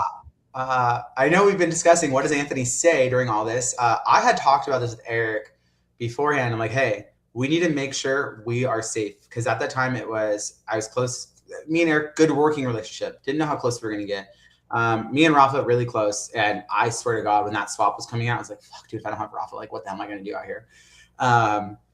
And so it ended up getting a good swap as far as what I thought was going to do well, as far as strength, getting Danny, Joe, and Vito. And then when I was like, Eric, it's time to play your two things, give one to Sam. And then he's about to give the other one to Aaron. I'm like, don't give it to Aaron. He has an idol. He can protect himself. He'll be okay over there. At the same time, I'm not the closest to him. Give it to Leah. So then we arm both of the girls with those. But yeah, that was what I whispered in his ear, was to keep the girls with those mutiny advantages, because at the end of the day, Aaron is safe with that idol if something does go wrong. But now we can bring those girls over here with us, and with it being a 3-3 split, we just need one of them over here. I mean, you certainly did look like the puppet master in this moment, as you're telling Eric, no, not this, do this, and Eric's like, okay. Yeah, Eric, honestly, like, we'll talk about when I got mad at him later in the season. We had a good working relationship, and I think Eric really enjoyed talking strategy, and I love talking strategy. He would call me like the numbers guy, because I wanted to talk about every possible thing we could do to move things around to get people to talk. And for me, it was like, when the tribe swap happens, this is, again, I want the big, bold plays. Like, Eric, you get to make the move, but the screenshot will be me in your ear as we make the move. So I can come back later and be like, well, actually, I had my part in that. But it ended up benefiting us because me and Eric are bad people and through the next challenges, but we'll get to that. Yeah, I mean, one thing I enjoyed, I really enjoyed your confessionals to the season, and you really paint pictures of like, hey, Eric, Rafa, and behind them is me. I have my shields. I'm gonna go forward with them. You paint a picture of how your game is going to progress, which I really enjoy. Yeah, it was the goal from the beginning. Big, strong, domineering men. And it's so funny because we'll get into talking to them a little bit later. Those are two of the most genuine, nice, sweet fucking individuals that exist on this like cast. Mhm. And I think I'm hiding behind them being like my bombastic personality that has now made its way out. When in reality, I'm like, dang, maybe I at one point was their shield. We're all shields for each other. Let's be honest. So, Eric, do you know Eric's going to throw this first challenge? As I'm watching it, yes. Eric Are you upset? is not weak. Eric is not competitive. This man has Danny running up and down this damn box nonstop, putting in zero effort. And at one point, I just look, it's me, Joe, and Rafa running back and forth. I was like, damn, he's really throwing it. But at the same time, I'm like, I don't necessarily care because we have people coming over with us. So it's going to be okay. Yeah. Were you surprised that Leah chose not to come over to y'all? No. I mean, Leah built a new relationship with Julian within about 30 seconds. They became like this, which I think people discussed later. They got super close, super quick. And she kind of at one point like accredited her still being in the game to him helping her. So it wasn't shocking that she didn't want to come over. But when Sam came over, it was like, okay, maybe this 4 can be the new subplot of the 7 that still exists. Yeah, so talk to me about your relationship with Sam at this point on the as she moves to this new tribe with you. And I like Sam a lot. Well, I think Rafa mentioned it. I think when we get to the jury, I was one of the pro Sam people. I think what a lot of people didn't like in Sam is she displayed sometimes like a lack of confidence. But if you ever like got to talk to her, and I would tell her time like, shut up, you're a badass. Like you're not disrespectful. You're maybe 5 foot, 90 pounds, soaking wet, out here handling business, like cutting down shit to get wood. She murders a snake later. Like Sam is a badass individual. But I do want to say something before that tribe stuff happens. That night before, it is me, Eric, Rafa, Vito, Joe, and Danny. That is the most at peace. I think someone else said it too, that I had that entire game. The 6 of us, if we could have been on a starting tribe, I think that would have been such a group that would have worked out together. We literally just sat by the fire. Everyone worked. We talked. We got to know each other. There was no like discourse. It was chill. But also I could say that maybe it was chill because the line was drawn in the sand. It was 3-on-3. No one was switching. And the mutiny was already out there. It was publicly known that we had people on the other side that were going to come over here with us. So there's a level of them knowing, hey, we're going to chip at you if we have to. And for us, it's like, we're okay with you being here. But it was a really tranquil, really awesome night to spend it with those 6 or 5 people. Yeah. Well, unfortunately, better or worse, Eric throws a challenge. You're running the tribal council, and Leah is eclipsed over, so you have your choice. Oh yeah, which of these 3 threats you want to get out? Talk me through the weighing and decision of each of these players and who to vote for. Joe, the wrangler of the Dreamers. The Dreamers, I'm sorry, like they can say that she wasn't. They were a chaotic bunch of individuals, children, whatever you want to call them. Joe was their parent. She got them the fuck in line and would get them to do what they needed to do. And it was very apparent because they looked up to her. Joe had, honestly, a very kindred motherly nature to her. But she also has like a boss bitch nature to her too. She doesn't play around. It was very easy that she had to go. She had that storyline of I'm back in the game. Not back in the game, but I got to play again. She's also very, very, very like strong and competitive. She ends up getting the female comp beast award at the end of the game. So for us, I think it was super easy to vote out Joe. Joe goes out. You have your next media challenge, and this is the challenge where you get the throw now. Was this discussed with others or just like for a moment, like why not? I think so. I didn't think of the exact intention of there. I'll say a couple things came into it. One was I'm a realist. Yes, I have this puzzle. It's from Vexel. It's off Etsy, but I'm also up against Julian. I do think I could have won, but I'm not naive to the fact that he could have whipped my ass because Julian is very good at puzzles. The moment I saw that puzzle when I opened the bag, I was like, oh, I know he has this too. We talked about like puzzles online before. I also want to get another person gone because I was playing blue and yellow, right? They had up here, and now we're shifting it back. And now I can put yellow in the majority, which I thought we were all on the same page, but we're not. So for me, it was easy. And my tribe at the point really wanted Vito gone because of how socially equitable he was, how likable he was. Again, you see Vito, and when you get to, he's just a really great human being. You root for him in life. And if Vito sits in one of those final chairs, whether it be the 2 or 3 chairs, that man is getting votes, 5 sure. So you were quite happy that Mary Ellen saves Danny here. Mary Ellen was pretty clear on the fact that she was going to save Danny. It wasn't like a secret. We kind of put the ball in her court. So it was 4 of us, and we're like, hey, we're doing 2-2. You decide. We're not going to piss you off. You make the decision of who you want to keep forward in the game. Mm-hmm. Well, Vito goes out on a revote for the 0, and you officially are making merch. How are you feeling at this point in the game? I am feeling awesome. This was my goal. And the reason why it was my goal is I wanted to have agency in the game no matter what. Like, you make it to jury, like, you still get to make decisions and do things. So that made it super fun, super interesting that we were able to make it to that point. That is quickly ruined by the fact that we're bringing back more people into this game. Because you go from final 10 to final 12 immediately. Yes. Give me this final 12, and with a 6-4 advantage, and let's go make it 6-6 after it has spent all this damn time getting blue out of here. So, which 2 players did you want to see come back in the game? Larissa, and I don't care. Larissa, it would have been cool for Jude to be back because I vibe with her. But we walk down that hill. Larissa looks at me and looks down. I'm like, fuck. And then I see 4 yellow playing the final fire making thing. Dude, or 4 blue, sorry. And I'm like, dude. And look at Prod, and they were being ambiguous about how many come back. And I'm like, so one of them comes back? And they just walked away. I'm like, bro, 2 of them are coming back. We're doing this, and mathematically it makes sense. Final 3, a jury of 9.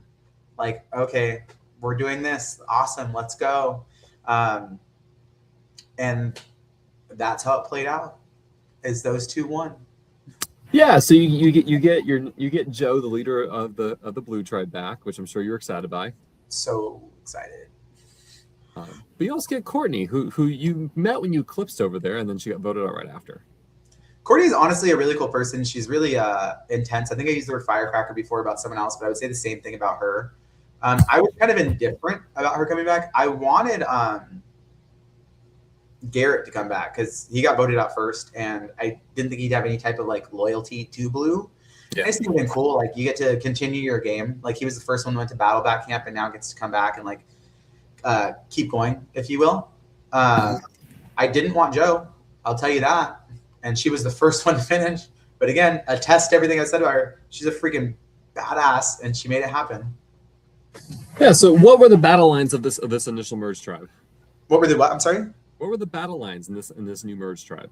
It went straight back to blue and yellow. We're back at doing this, but Julian was that person where it's like, you guys used and abused him, and luckily, him and Leah again formed a really strong bond. So it felt like on paper it was 6-6, but it felt 7-5. So at this first immunity challenge, you're holding out a ball on 2 PVC sticks to keep it together. You end up pulling out the victory. Talk to me about this challenge. I'll be honest, I didn't know if I would win. We got haters out there. But I end up winning. For me, I would say the big motivation is who does the final 2 with me. I wanted her gone. I already wanted her gone. Why is she back in this game? And I think I come back from tribal and I'm like, Rafa, that was a defensive win. I was not going to let her win immunity because I do think she can rally these people. She is an enigmatic figure. She's awesome. If you were to ask me one person that I wish I could have figured out something to work with, it would have been her. But that we weren't going to work together, girl, because I needed you to go home. So yeah, I ended up winning, going back to camp, and honestly, it was super easy. I think she even knew because she was coming up to us and she's like, I know it's me. What do I got to do to make it not me? And everyone was kind of like, nothing. You're going to go. So what did you think the final vote would be at this tribal council? 7-5. But then Sam came to me. She came to a couple of us and was like, hey, I've built a relationship with Joe. I'm going to throw a vote. And it still didn't matter because Nay was mad too. So it kind of blowout beforehand. So it was easy to capitalize on her anger toward her to get Joe out. So Joe goes out in a 6-5-1 vote. Any follow after this first tribal council to merge? I don't think so at all. I think everyone kind of saw it coming. We knew it was going to happen. I don't know what their real intent was with the fake immunity idol or what they wanted to do with that, but there was any thought at all. Everyone kind of just towed the line where they were at. That's coming from my perspective. Obviously, listening to the other interviews, people were thinking about all kinds of different things and different types of strategies. But for me, it was like, all right, I know they blew down. Let's keep going at it. Yeah, I want to take a small segue on this. So you're very yellow strong, but you've kind of talked about how you and Aaron have a work relationship, but it's not very strong. And again, two of you are kind of eyeing each other. And he has at this point 2 idols. What were your thoughts when you learned that he has a second idol to start this merge? To be honest, nothing. He didn't do anything with the first one. I didn't know that he intended on playing it for Sam. In my mind, he was, the way I would want to play, and I didn't find any idols. Again, kudos to him and Eric who found them. They did what I couldn't do. I would want to play them offensively, not defensively. And for me, it's like he's always going to play it defensively. He's never going to make a big, bold move with it to do something. And he doesn't. So he has 2, and it's like, okay, we need to get rid of one eventually. But in my mind, I wasn't that worried. And again, none of them were secret. They were always known that it was out there. So I do think test to even him saying it was a public idol is definitely like a little bit safer. And the resume for me wasn't growing. A resume would have grown if it was used if he would have used it on the Sam, the thing that he intended on doing it for, that would have been like, oh shit, he did something with that. Like, okay, we need to figure out how we need to evaluate him.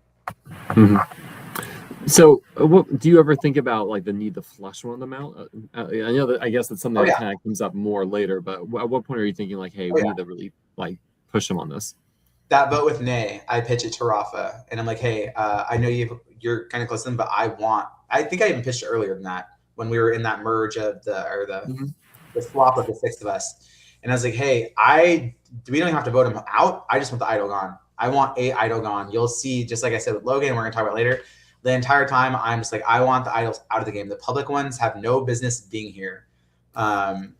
Let's move them along for 2 reasons. One being, I don't want to get caught by one of them. The second one being, let's get that re-hidden so I can try to go look for it. So this next challenge is a counting challenge where you have to go around different stations, count the number of items that come up with the closest number of wins. And you pull off a victory here as well. Were you expecting that? I will be honest. I thought I would get first or second. I thought it would be, honestly, I think Aaron's an intelligent individual. And watching the way that me and him were counting and moving along together, I was definitely thinking, okay, like it's going to come down to me and him. And so we count everything, and then we go back, we shoot this little ball, and we're kind of standing in line. And for me, because the whole way it worked is the ball would be the tiebreaker if we picked the same number. Yeah. No one's picking the same damn number. There is hundreds of these things we have to count. The ball needs to be the last thing I care about. And as people were doing the ball with like 2 minutes left to count, I was like, okay, cool. And me and Aaron are still out there counting. I'm like, again, validating. Again, this is the person I think is going to give me a threat for them. We get back, and as they're tallying our scores and everything, we're asking everyone, like, what'd you say? What'd you say? They're all like, oh, 500 to 600 in that range, feeling good about themselves. And I just look at me and Aaron, I'm like, what'd you say? And he's like 700 and blah, blah, blah. I'm like, shit, he is the one that's going to be close to me. Like, it's going to come down to me or him. I don't know how these people got 500. And I think me and him were only separated by 4, or like there was a difference of 4 of who won. But yeah, ended up getting that one as well. I think this is also where, for me, it was like, I want to test what I can do. And oh shit. Yeah. Because if I can go back and show you my audition video, I talk about in there that I have not even intention, thought that I could win an individual immunity, that I would lean into other aspects of my gameplay because I can't be a competitor. I'm not at that level as other people. So it was fun to be able to like compete in these and be a threat in them. Yeah, and I think this is where you transitioned for me as from being the mastermind to, oh, now he's just the shield. This is where I also like, you're going to hear all these interviews you're going to do. And it's the thing we're going to talk about the after party later. Everyone plays this what if game. What if I did this? What if I did that? Actually, I was perfect. This right here, I had fun doing it. Huge fuck up. Shouldn't have won it. Figured out that like, dang, winning 2 in a row, the first one I don't regret because again, I wanted Joe to go home. Yeah. Here I was like, I got caught up in the excitement of playing the game. And shit, is this gonna suck later? But I don't like, I had so much fun doing it, but I'm not naive enough to like go like, I did everything perfect. No, I messed up here. I shouldn't have won it. But it is what it is, and I had a lot of fun doing it. So you're immune a second time, which again, it's a nice feeling that no one's gonna throw my name. I don't need to worry too much. What's your strategy going into this final 11 tribal council? This is where Nay goes, right? Yes. Blue. I just want blue gone. But for I guess okay. So let's talk about the blue players in the game at this point. Yeah. Final 11: Nay, Julian, Courtney, Mary Ellen, Danny. Who's the most threatening to you of those 5? To be honest, and I hope he's watching because it's flattering to him, Danny. Okay. Danny and Mary Ellen were the only 2 that I thought had like winner equity at that point. Mary Ellen and Danny were also like more silent players. I personally, I know people are like battle back, and I guess people previously on Reelfoot have won that are battle back players. I'm like talk about Survivor. How the hell did Chris Underwood win? That type of person. You got voted out. We sent you packing. Go home. You don't get to come back. Which you're going to answer that question at the very end of this interview. Sure, you don't answer. But no, voted you out. Leave. Go away. So having me around. Again, I don't think she's not a threat to win the game. She was never going to garner my vote. And I think I judged a lot of my game on would I vote for them if they got to the end? If the answer is yes, then I need to get rid of them now. I need my vote for them to be to send them home, not my vote for them to be to them to win. So I'm curious, did you try pushing for Mary Ellen and Danny earlier? No, probably should have. I think I was trying to figure out. So you're going to hear me bitching and complaining about no one making moves. I swear to God, Yellow, Danny clocked it. Yellow wanted to hurt each other, and Yellow never hurt each other for a while. And it was, let's get out the easy people. Let's do this. Why? Let's not get. It was so frustrating because I wanted to do so much more. But again, the mass wants to vote this person out, and I think a lot of people judged Nay and were rough with her when she was just being like her authentic self. And if her authentic self is really intense and loud and boisterous, and I say that as someone that is loud and boisterous and intense, Danny, loud, boisterous and intense, like the other people were able to accept me and Danny, but not her. I just felt like it was kind of weird. So I think that's where a lot of Nay's frustrations came from. So her frustrations, you already have that loud, intense personality, are now going to boil over into being more loud, more intense, more frustrated. And I was able to build, some friendships along the way and people that I got close to. I don't think Nay got that. So I imagine being 5 days in the woods, no food, you really no luxury. And now you don't have people you can just kind of relate to. I'd be fucking pissed too. So she's just letting everyone have it. I think at one point she let me have it too, but I was like, it's okay. You're going to go home. But it was easy. We're going to placate. And in my mind, a blue is still going home. That was my number one thing. A blue is going home. But this is probably where I'm like, okay, shit's going to start shifting because they're not willing to target the big blue threats, which means the big blue threats have relationships on yellow. They know, or they're close to someone over here where we're just going to get rid of Nay. Why would we not keep Nay and drag her along and pagong them, right? Yeah. That's when I was like, shit, blue has relationships over here. So looking around inside your yellow tribe, who are you most worried about in terms of turning on you? Aaron, but I mean, not. So it's weird. I say worried. Yeah. Maybe that's wrong because I could see Aaron turning on me. Worried Eric. I watched our relationship start really strong and it's slowly just like going further and further and further. And I'm thinking of like that 4 that I had mentioned, like, okay, maybe we can make this a core 4 type of deal. Sam was always super honest and super transparent with me. Even when she voted for me, she had told me, and I value a level of like honesty with me. Eric didn't have that with me and it was starting to dissipate.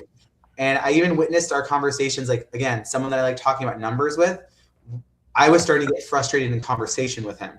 And I was like, if I'm realizing I have to check myself, sometimes not necessarily check myself like I'm going to curse him out or be rude, but I'm going to be a little bit more curt. I'm going to cut him off. I'm not going to listen to his full thoughts. Okay, well, something has changed in our emotional dynamic where now I'm feeling some type of way about him. What's causing me to feel that way? And it was our relationship slowly deteriorating. So turning on me, it would be Eric. I think I knew Aaron, again, did the best. Right after we vote out Nay is when I turn to Rafa and I go, a target is about to be formed on me. Oh, shit. So the next challenge, Push Me, Pull You, Rafa ends up winning. Leah is going to take the fall of this vote. Talk me through this, because I'm sure, at least you said, has become like your number 2 out in the game. This is not what you want that to happen. I do not want this to happen, but this realization comes. Blue has spots on yellow. They're over here with us. Why are we voting out Leah? And they'd be like, well, they want a yellow to go home. Who gives a fuck what they want? I don't even want them here. Why do we care about what they want or need? This is not important to me or my game. And this is where the realization starts happening where, again, I wish more people could talk about the game this way, where it's like, oh my God, I'm watching myself lose equity socially. Something is shifting and I'm not keeping up with it. What do I need to do? I'm not with the Joneses, right? Like something is happening. Yeah. And me and Leah have an open discussion about it. And Leah's like, I'm going to have to go for you. That's like, I get it. Like it's clear at the camp, you're going to have to go home, shoot your shot. I would do the same thing, right? That one, I guess, caught me off guard initially. And then your emotions switch when you realize the person that is going to go home is now targeting you. Yeah. Now you have to target them. Unfortunately, I did not want Leah to go home, but then I realized yellow is trying to placate what is left of blue. Why are we doing that? We don't. Because the game that we all agreed to was yellow strong, and it was the game that I wanted to play. But yeah, that's when a shift starts happening. I guess, do you remember any distinct moments where you kind of start feeling like, oh shoot, like I don't feel like I have the grip in this trouble like I did anymore? Oh, absolutely. I wish more people realized, but I was like, I'm not doing what I think I'm doing. I'll be arrogant for a second. I did think I did it before. And now I'm like, I'm losing grasp on the game that I thought I was playing. And now I need to reevaluate, pull back, and understand what game I have left to play. What am I able to do to continue to further advance my game at this moment? Because right now, it's not working. Something's going wrong. Because even though I don't think I'm at the bottom. I'm not in control, right? Like you think you're in control. I'm not in control. Something is going wrong. So I have to move forward somewhere else in a different direction. So I guess the two directions could be A, you rally and solidify yellows again, saying, we cannot give away more of our numbers. We need to continue to pick them off. Or B, you do what everyone else is doing. It's like, all right, what blue players can I get in with and bring them over the B my numbers with perhaps Rafa or Leah, etc. So yes, after Leah's vote out though, everything changes because that test is given. And so okay, before we get there then, I do want to talk about the first Aaron using idol subplot, right? Rafa and Eric vote for Aaron here and successfully essentially get Aaron to flush an idol. How much were you aware or part of this? Fully aware with Rafa, knew it was happening. Did I want Aaron to get more votes? Yes. But fully knowledgeably aware, I would like that to be known as the first idol that I get to get rid of. But yeah, I'm fully aware. I wanted the idol out. I wanted Aaron's things to be gone. He was never going to use them. He was going to use them defensively, and he didn't need it. And for me, it was let him use it, and it be a flop. Did you know at this point Eric has picked up a hidden immediate idol? Eric, yes.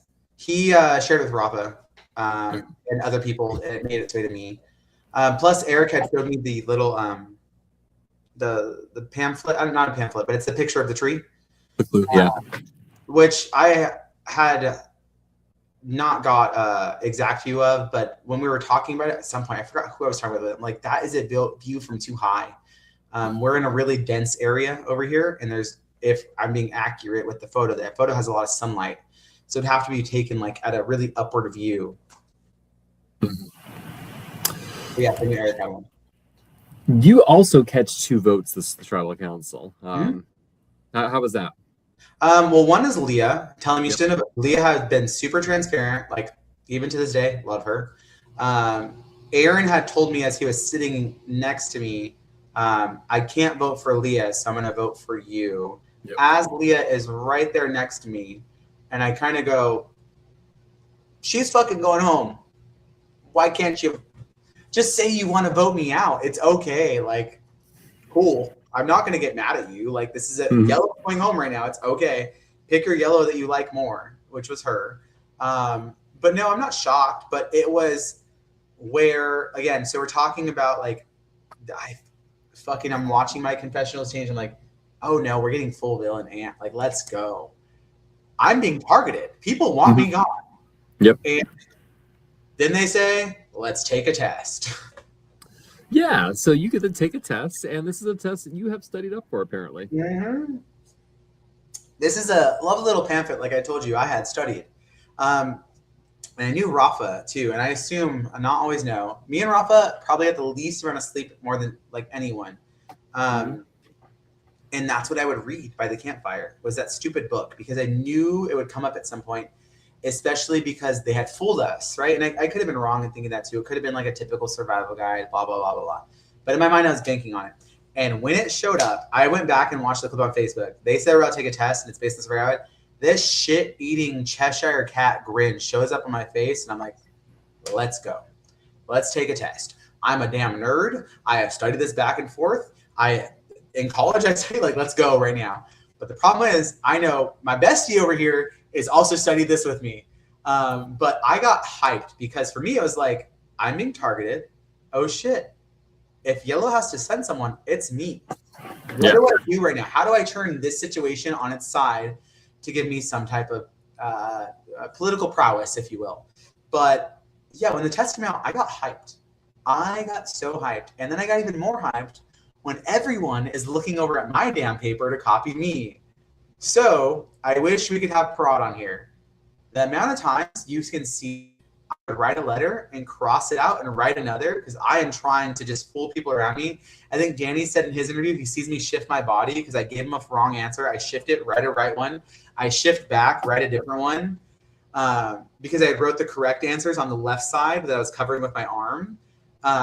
Because I do think, and this may sound extra again, I do think I give off a little bit like nerd energy. Like I enjoy knowledge, if you will. So I want to know what's in that book. But yeah, I got hyped. And then it became full theatrics after that. Let's put on a show. Give me every vote you can put on me. Because in my mind, I found my immunity idol. My immunity idol is not one I got to find in the forest. I took a test for it. So give it to me because it's coming my way. Yeah, so despite what you said about the eclipse twist, this is a little bit like it. That immunity will be granted after the votes are read and act much like a hidden immunity idol. And you feel great after taking this test. So talk me what you do back at camp. Oh, I put on a show. Because for me, I need to see where everyone's feeling emotionally. No one is speaking to me right now. Because I go back to camp, I'm like, hey, how'd everyone do in the test? They're like, I didn't do well. I'm like, dude, I didn't know shit. Like, we're talking about different snakes and stuff like that. I'm like, I didn't know anything. This, another. And when the episode does come out, you'll see me then shift into, how many animals did you know? How many animals did you know? Because it's a tiebreaker. But then I'm realizing, oh my God, it is me. I'm getting excited. And then I think Eric says in his interview, he sees me sitting on my stump. I have a specific branch that I would sit on. You know, I like sitting and watching. And Eric is like, I just watch Anthony sit on his branch. He looks depressed, this, that, and the other. Rafa comes up. I'm like, Rafa, I feel like it's me. They're all voting for me. And again, for me, it was a test of how do I feel about Rafa? And Rafa was like, hey, bro, it's you. Like, they're voting for you. And I tell Rafa, then vote for me. I do not want you to get caught up on this. 2 reasons. One being, Rafa is my number one. I don't want him to get caught up in any type of nonsense. 2 being, I want all the power. I want the one vote. I want that one vote that's going to matter right now. As that's happening, though, I start plotting a new plan. How do I make this really benefit me? What did I tell you earlier? I hate immunity idols. I need to get rid of some. We need to do something with these immunity idols out here because I'm not playing with them. So yeah, I played it up with everyone that I did not know anything. And it's funny, again, credit to Danny. Danny's the only one that was able to pick up on the fact he's fucking lying. I know he knows the answers to these questions. And it was that moment going to the next tribal council is my favorite moment in Reelfoot that I was able to have. Talking about it. So we go into tribal, we're talking. I think I was asked the first question when Trevor was like, how does everyone feel? I'm like, I feel horrible. I might have gotten 2 right. Like, I don't really know anything about any of this. No one really saw me studying, blah, blah, blah, blah. And I put on my backpack after we voted. It was rough. We were sad. And they start doing test results, and they start at the bottom. And they're just going. They're going. Maybe, I think there's 9 of us at this point. Yeah. And then the looks start coming mine and Rock way as we get down, and I just drop my backpack. I'm not fucking going anywhere. This is a test. I'm a fucking nerd. I'll take one. Of course, Rafa, who was, again, an extremely intelligent individual, had to fucking be the person that tied me. And I think this is where, again, not a test of loyalty, but like my relationship with him really benefited me, is I did make a threat at him. And I was like, hey, if you think you're getting to the end of my vote, you will let me win this. That loyalty was quickly tested after. But Rafa, then, I don't know who would have won the next one. And he could say he would have, and I could say I would have, but we just tied. So again, it could have gone anyway. But Rafa did throw it. I will give him that. When it got to the tie, Rafa did throw it. And we get back to revote, and everyone wants to vote Rafa. And I am like, we're not doing that. I spend that entire tribal council threatening every single person's game. What I will do to ruin your game if you let Rafa go. Eventually, then they land on Julian, which is not even who I wanted. I said I wanted Courtney because I was so pissed at Eric for fucking voting for me. Which, let's rewind for a second. Because it's been a point of contention. What did Anthony say to Eric? It wasn't to Eric. It's to Eric and Aaron. And I was like, why are you laughing? Both of you play your fucking idols. Because the thing is, no one knew who I voted for. Yeah. And then they say, Anthony voted for yellow. He said he wouldn't vote for yellow. Yeah, I voted for yellow. Yellow just voted. Everyone voted for me. Like, what do you mean? But in my mind, let's flush out both those idols. Give me both of them. They're back in the forest. Let's go, boys. Because I know I'm on the bottom. I need that shit in a tree somewhere to go look for it. So they both flushed their idols. My vote was for Eric. Do I think in retrospect I could have tried to have done that and gotten Mary Ellen or Danny out? Yeah. But I'll be honest, I was mostly emotionally hijacked in the moment. Like, yellow had came for me. And I was the most pro-yellow player in the moment. Like, why are we not protecting each other to get further? So, yeah. But it was so much fun to watch that moment happen. No vote counted ever for the first time in Reelfoot. And then we had to figure out stuff afterward. I did not want Julian to go afterward, but it's what the consensus wanted, so he had to go. And it is a blue going out. Though even though there's a blue, it is a blue. And that's when someone had said that. I don't remember who. But they're like, we're giving you a blue. And I said, okay, I'll sit the fuck down. You gave me a blue, it's okay. All right, so you survive this tribal council. All the idols you know of are out of the game. Julian goes out. You are in the top 8. It's reaching the day 6. So there are going to be so many more vote outs in a day. How are you feeling? I am feeling bad. I am realizing where I'm at in the game. I'm not naive to the fact where it's like my positioning is not good right now, folks. What do? I try to bring back yellow. Previous interviewers, Aaron, had said he did not like what I was about to do, which was tell everyone, if you do not vote for yellow and you don't vote out blue, I will spend every moment I can on on jury to take out your game. And he said I strong-armed him. What did he do when Larissa went home? When he said he was willing to go to rocks? He strong-armed me. Now it's my turn. So I'm going to play my game now. I then So whoever posts the video says something about calling me an Icarus, that I flew close.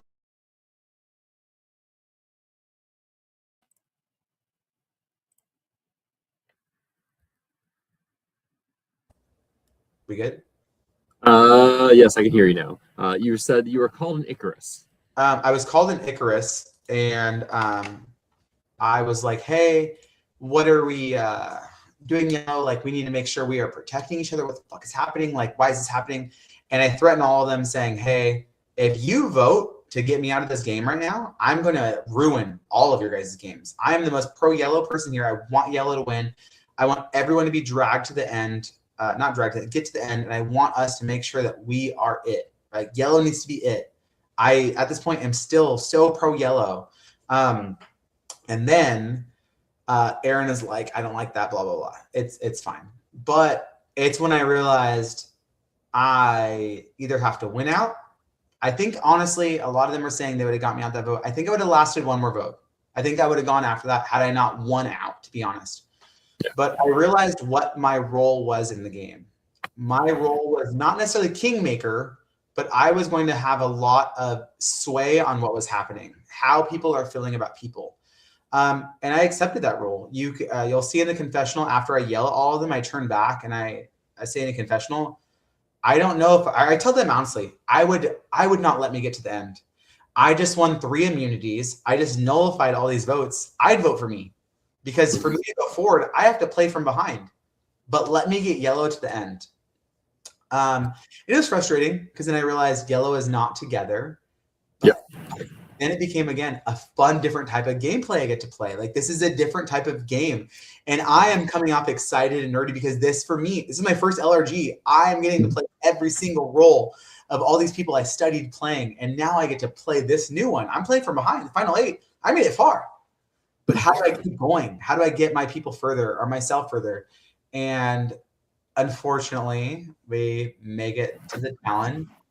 And the worst possible thing can happen, which is the medevac. And so we get to the challenge. We're holding up a disc with a ball in the center. And I remember the start of the challenge, and I remember laying on the floor after that. How long were you in the hospital after this? In total, I think I went, I don't know the exact time when I went into the hospital because I didn't have my phone or anything. I feel like the sun was beating down hard on us. So I want to say like maybe 3 or 4 in the afternoon. And I get out of the hospital the next day at like noon or 1. So I'm there for just shy of 24 hours. And so do you return for the Courtney vote out, or are you there for the Rafa vote out? Is Courtney after me? Courtney's after you, yeah. I'm not.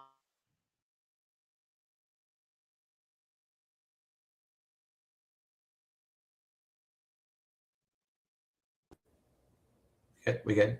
So yes, we're back. So you said you're not there for Courtney, but you are back in time for Rafa. Yeah, so I am in the hospital during the Courtney vote out. I'm not there for the Rafa vote out. That's where I find out we had the Rambo or I don't know what it's called, the ribomatosis or whatever. The same thing that Logan had. I'm there for whatever period of time that I was there.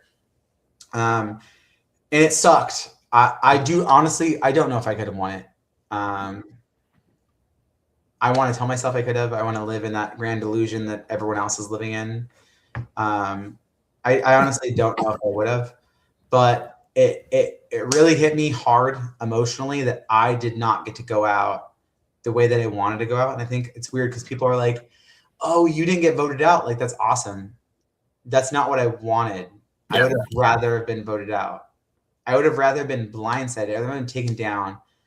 I didn't get to have the end to the bookend is not there for my moment. I got taken out by something I couldn't control. I pushed myself too far, right? I went too hard, and it took me out, and it sucked.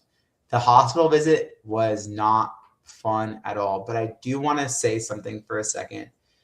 The prod crew of Reelfoot that took care of me, Storm, who was the first one to jump over me and make sure I was okay after I went down. I didn't get to see it, but I know it through other people's perspectives. Like, God bless that man, and helping me when I needed it. And going forward, in the we went to like I don't want to call it the shed, but like the big main house of everything. Honestly, Garrett, who people don't know is a PA, being amazing out of the game and being their bedside manner 10 out of 10 and being such a loving, caring individual. Trinica, who is part of the prod team, who was my like journey member through my entire time in the hospital, supportive, caring, loving. And lastly, Stan, who is our doctor on staff. I think me and him built a really good relationship, because as much as I love the game, and me and Logan had a different journey with this. Logan fought to stay in the game. For me, I care about me. I'm trying to make sure I'm okay. When Stan was like, we need to go to the hospital, I was like, let's go to the hospital. And all the hospital staff there in Union City, Tennessee, all loving, all caring. And it was really awesome. They were all invited to our after party and they showed up. Wow. Yeah, it was awesome. It defeated a lot of perceptions that I had about a lot of like small towns and stuff like that. And even like a small crew, a Stan caring and showing so much care for me as I was going through what I was going through. 10 out of 10. It's so funny. That's where a lot of my friendships with prod were made during that. It sucked. And I'm glad you agree with me, because I think a lot of people are like, well, you didn't get voted out. I would have rather been voted out. You want the full experience. And like, yeah, I didn't get it. Do you want to do some what ifs? Yeah, let's do them.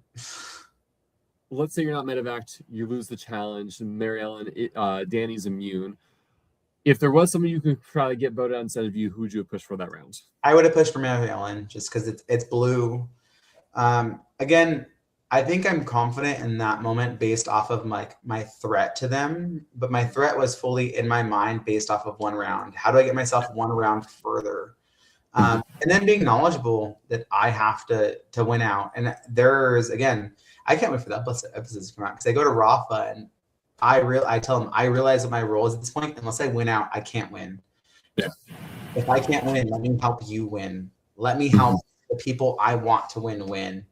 And I think even that part of the game really started frustrating me being new to this, where it's like, why are we all not perceptive to our own like stance in the game? Everyone thinks, well, I'm the winner. Why did they not vote for me? I did all this and this. I realized where I messed up. I fucked up. I made my threat level too big, or I did this, that, and the other. But for me, it was like, dude, I got to do this. I can get myself through this one round, but after that, I got to do some big stuff to get myself forward. Look, so all this is happening in one day, right? It is a fast trip from Final 12 to Final 7. And I'm curious, looking back, what are things you could have done or changed that would have made you have, I guess, more equity moving forward at this point? I think the two biggest things I could have done was try to replenish or restore my relationship with Eric, especially because I do feel like it was a little bit more on my side. Hearing him in his interview, I don't think Eric had the same type of animosity that I was building, but I even told you earlier, like I watched it happening that I had built with him. And then honestly tried to do something with blue. I was so pro yellow until it was too late. And then I tried to do something with blue, and I was like, I'm too new to their group to try to jump in. And it's something I think you learn, again, all these other LRG players, as you do things. It's like, okay, I learned how to play my game better. Which is weird, again, because I did not want to play a loyal game. Like, I wanted to be a villainous piece of shit. And I was like so yellow, like, and the part of it was like I took so much pride in being a doer. Like, I don't care what they say about the season. There are connotations saying doer and dreamer that are positive and negative. Mm-hmm. A doer, you achieve things, like you're gung ho, you're gonna make stuff happen. A dreamer, you want to do things, go to bed about it. Like, so for me, I was like, I want someone that has the positive connotation of my drive to win. So I was gonna push that forward always and try to make that happen for them. I think that was a fatal flaw in my game of believing that yellow would want, even though yellow did win, and we'll talk about the influence on that later. But it was one of those moments where I do think I not dropped my game ball, because I don't know if I did. It didn't end the way I wanted to. I think I fumbled it. I really do, and I'm able to look back and go, "This is what I did wrong," and it sucks. But I don't think I would have done it differently, because I would have had to gone through messing it up to realize I should have done it differently. Yeah. So you are now on the jury. I'm curious, what are you looking? Oh, I actually have a fair idea what you're looking for as a jury. But let's kind of hear again. As a member of the jury, what do you want to see in a winner? What were you looking for in the game? A move, something, anything. Like, I do think, let me sip at this. I do think I was the one member of the jury most vocal. Every jury. What are they doing? Why is nothing happening? This is some, like, I'm so bothered right now. Why is no one doing anything to further their game along in an aggressive manner? It was frustrating. But yeah, I think I said everything. I wanted a bombastic and intense move. Make me want to vote for you. Make me want to campaign for you. Because I will tell you, on jury, when I came back, first time back, Rafa got voted out, which means my vote, free. If Rafa was still there, my vote would have been for Rafa. Yeah. My number one, I was loyal to the soil for him. Even though I was like, we're going to have to combat at one point. And let's take it aside for a second, because Rafa, I'm talking to you from right now. Rafa said if he got to final tribal, he wanted to do like a little speech, blah, blah. I'm a reporter. Me and him would talk often. I want my final speech against you. I think I'm a great public speaker. I think you're a great public speaker. Let's go against each other, bud. But Rafa get voting out fully took me like, I'm a free agent. What do I want? I honestly wanted yellow. I really wanted yellow. But no one was doing anything that mattered. And Aaron had, or not Aaron, we'll talk about Aaron in a second. Eric had such a freaking great opportunity so many times to do something big, but was like, I get it. He wanted Rafa to be the bigger guy, move along. Aaron had the most opportunities. Aaron had the loudest gun the entire time. He had a shotgun pointed at your face. Never pulled the trigger. Never, not once.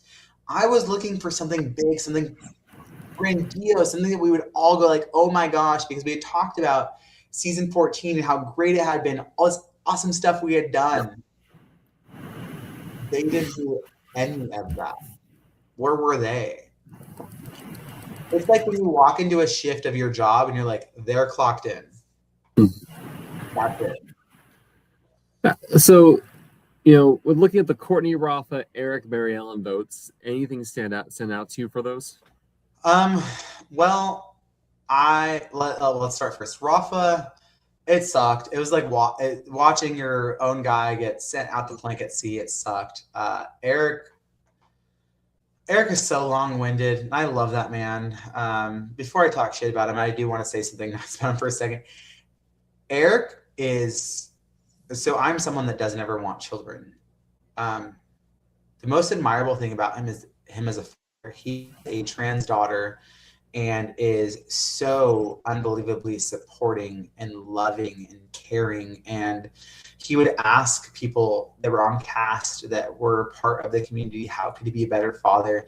If more people were like Eric as a father, this world would be a better place. That's an amazing human being in that aspect. And I wish people knew that about him, because it's not the most prolific thing about him, but god damn, is that an amazing part about him.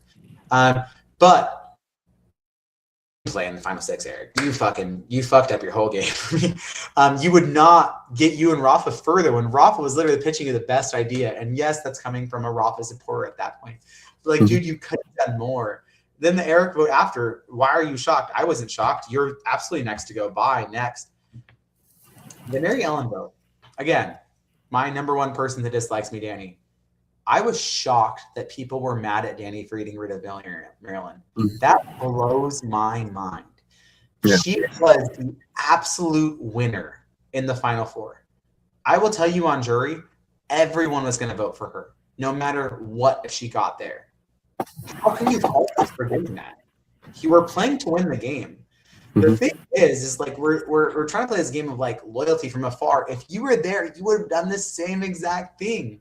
His only path to the end is if she's not there, because I will tell you, she beats any of those final four if she wins. Hands down, point blank, period. She wins the game. And when they hold that against him so heavily, I'm so confused. It feels like a real difficult situation where he had to tie it up, put her on fire, and bank on her losing in order to exactly. Why would you bank on that? Why would you? And then even from like, we'll get into the jury part. For her, why would you be so confused by that? You know you played the better game. We all know where we stand. You played the better game than him. Why would you not be shocked that he wants you to go home? I do think it's you kind of have a bit of a benefit that there is a day or so between you getting voted out You're right. and you going You're travel. You're 100% right.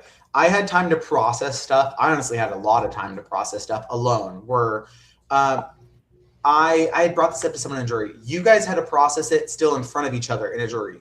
I walked away, still did not have my phone, by the way, in a hospital, and I'm processing it alone. All I have to do is think about the game alone.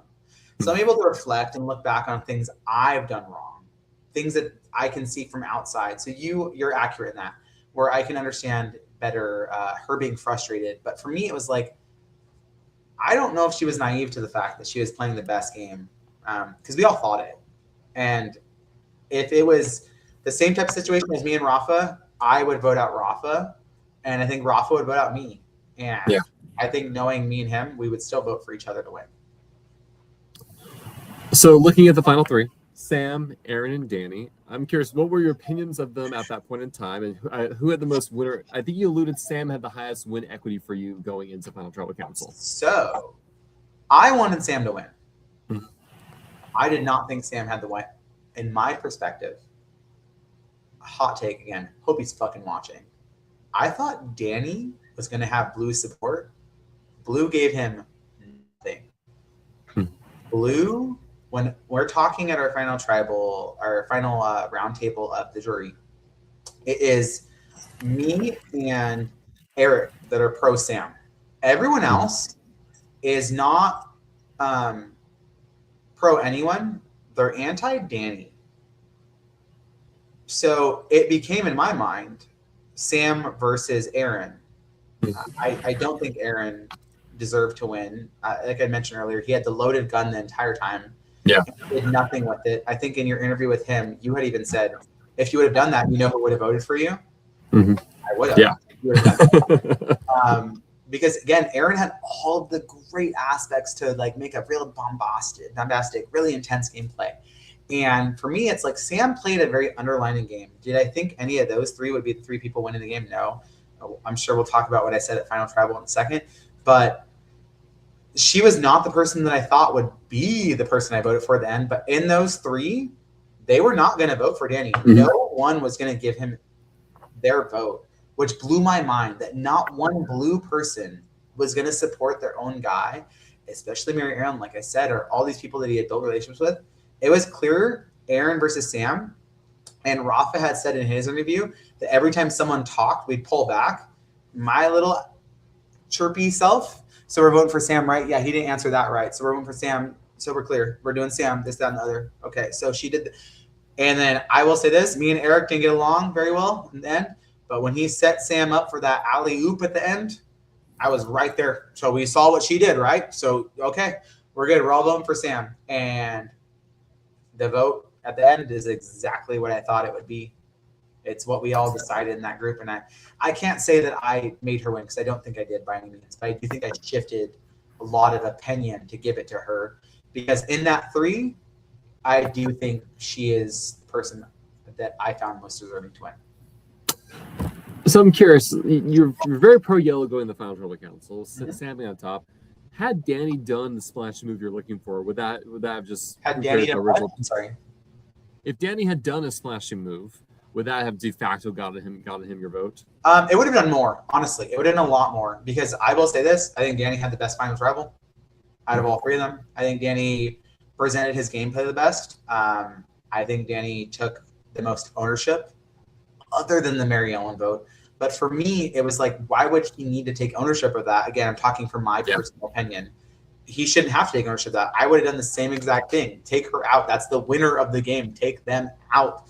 How many times in Survivor have we watched where everyone goes, the fourth place person should have won, or the third, Suri in Micronesia, right? Like, why would you not take her out? She will win. Mary Ellen will win. Take her out. My jury didn't feel the same way. And that's okay. That's their opinion. That's how Survivor works. That's how Reelfoot works. The right person wins based on who's there. And for me, I do think Danny had the best Final Tribal Council.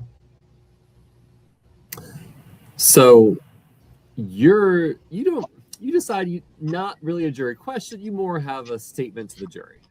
Mm-hmm. That's my favorite part.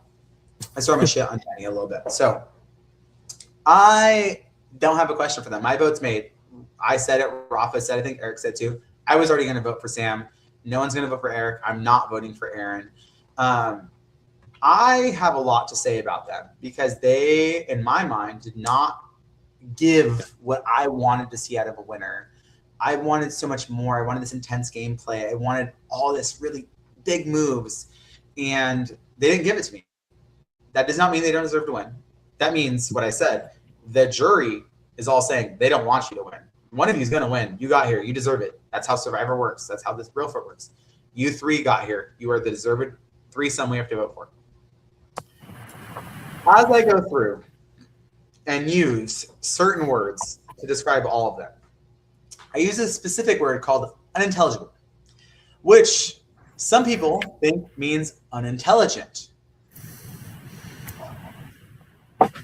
This might make you feel unintelligent for two reasons. One, I was not speaking to you. I was speaking to Sam. The second one being, that is not what it means at all. It means I cannot hear you. It means you are mumbled. That means background noise is over you. Danny, no one called you unintelligent. I called Sam unintelligible. I could not hear what she was saying. And Sam had said after, at our post-party, she was tired. She could not speak much. Even Aaron said it. They were not giving a lot of energy. I was speaking to her. No one called anyone unintelligent. By not knowing the definition of a word, you called yourself unintelligent, not me. I'm curious if you are, because you're pro Sam, and you talk about how Eric gives Sam that alley-oop towards the end. Mm-hmm. Were you also tempted to just give her a question to let her do that as well? No, again, because I was pro Sam 110%, but I do think I was still swayable. I do think I wanted to see how people was. So Leah had asked a question beforehand where she had asked everyone, I want you to close your eyes or put a hand over your eyes, and I'm going to say each juror's name and raise your hand on who's going to vote. And everyone got a hand. When they said Anthony, no one raised their hand, which for me was like, oh, no one knows what I'm going to do. I'm this rogue player, which in my mind, I was not rogue. I was so pro fucking yellow. Like, what are we doing right now? But I was swayable. I think Aaron owned nothing he did. Danny owned everything. Like, I am still shocked that no blue voted for Danny. That blows my mind. If he wants to talk about people that fucking betrayed him, it's not anyone other than the own people you spent that tribe with. Sam, to me, people were shocked she won. I wasn't shocked she won, but I think maybe from a viewer's perspective you could be, but from the inside perspective, like, the pickings at the end were slim, and she absolutely was the best at the end to win that game. And clearly the jury voted for her. And even, I don't know, I think your interview is with Julian tomorrow. I don't know why he voted for Aaron, but I think he voted for Aaron, so Aaron will get second. But it was... Yeah, I mean, I can tell. The Final Tribal Council of a bombastic, intense season was extremely boring on their side. On our side, I feel like it was fun. Yeah, I mean, I think as a viewer, we get such little information. All right, we get some confessionals, we see some videos, but we just don't have the full picture like you all do. So I can tell you, like, I thought Aaron was the favorite going in, and so that was where I was leaning. So I was very surprised to see Sam sweep the jury like that. I had a very poor read on the jury, I can say. I think Aaron did a really good job of building personal relationships, but not in-game relationships. He's an awesome person. Love the guy. Yep. Wish him the best in life. Danny could have said the word "the." I would have voted for Danny before Aaron. How was the after party? Depends who you ask. So I got roasted for not really hanging out with the cast. I hung out with some of them. I found Prod to be far more entertaining, understanding the fact that we just played a game, which is really odd for me because I am new to this community. I'm new to the whole LRG of it all. But I understood that we're not in the game anymore. And for me, this is all a game. I could be friends with everyone after this. I have no issues. Did I want to play villain? Yeah. Did I play villain? Even more, yeah. But I don't have any qualms with anyone. I hung out with who I wanted to hang out with. They were being messy. They were living up to every little aspect that we picked up on the game in the after party. They were something else. Let's just say that. But I enjoyed so much of the game, and the after party gave me such an awesome opportunity to hang out with Prod. You got the opportunity to interview Jess last year. Jess, again, we were talking about people, where I can be friends with people that are different from me. Jess is one of the most kind-hearted, loving individuals I've met in my life, and I love her. That is the #1 relationship that I developed out of this game. She's just a freaking awesome person. Getting to know Juan, getting to know Trinica, Storm. These are amazing people. They're able to give me the opportunity to do something like this. Like what Amos, Trevor, and Parker do to allow me to play a game like this, to enter a community like this. Like that's not taken for granted. So for me, it was like, I did not get to hang out with them for 8 days, right? Like, and they put all of this on for me. They threw this party for me. I get to show up. Why would I not want to hang out with them? I just hung out with all of you. And I decided if I didn't like you or liked you. I get to hang out with them now. I want to spend time with them and thank them for all of the awesome things that we did together. And a lot of people text me about it and said stuff like, well, you didn't hang out with the cast. Well, I didn't have intent to. I wanted to share my happiness with all the people that put this on for me. Like, again, maybe it's because I'm new to the community where I'm not used to people doing this for me. For me, it's like a whole production was put on for me. Like, this is insane. And on top of the fact that people traveled to a hospital with me, took me there, took me back, asked me about how I'm doing, cared for me. Like, why would I not want to spend my time with them? So I cannot say better things about the Reelfoot production group, because they are people that go beyond just a simple LRG, even though I don't know what a simple LRG is, that they care for you. And I'm sure I'm going to go do another one and go, what the fuck is this? Why are these people not caring for me like this? But those are awesome people there. But the after party was messy. All the other people were being real messy. Yeah, I think it's really easy for people to not anticipate the emotional toll these games have, because, like, again, I think I've played half a dozen games. I feel at this point I can easily start and shut off. Like, all right, game, no game. All right, we can all be friends after the game. I can keep it in the confines. I mean, my first game, I lost. I took it hard. I'm like, get me out of here. I'm done with all these people. It took me a long time to process. So you've had a much healthier take on the experience than what I took in my first game. Yeah, I think a big part of it is I am a competitive person, and I think this all caught me really off guard. Like the idea of a live reality game existing, and I got so excited, and I really felt privileged to be able to play it. And then as we're playing there, to realize everyone else has done something like this before. And again, at that time, I didn't know how big the community was. Yeah. So I felt kind of like selected. You know, you watch Toy Story as the claw comes down. I was like, oh my God, they picked me. Like, I get to do this. And I do think I drew a really lucky straw getting Reelfoot as my first ever live reality journey.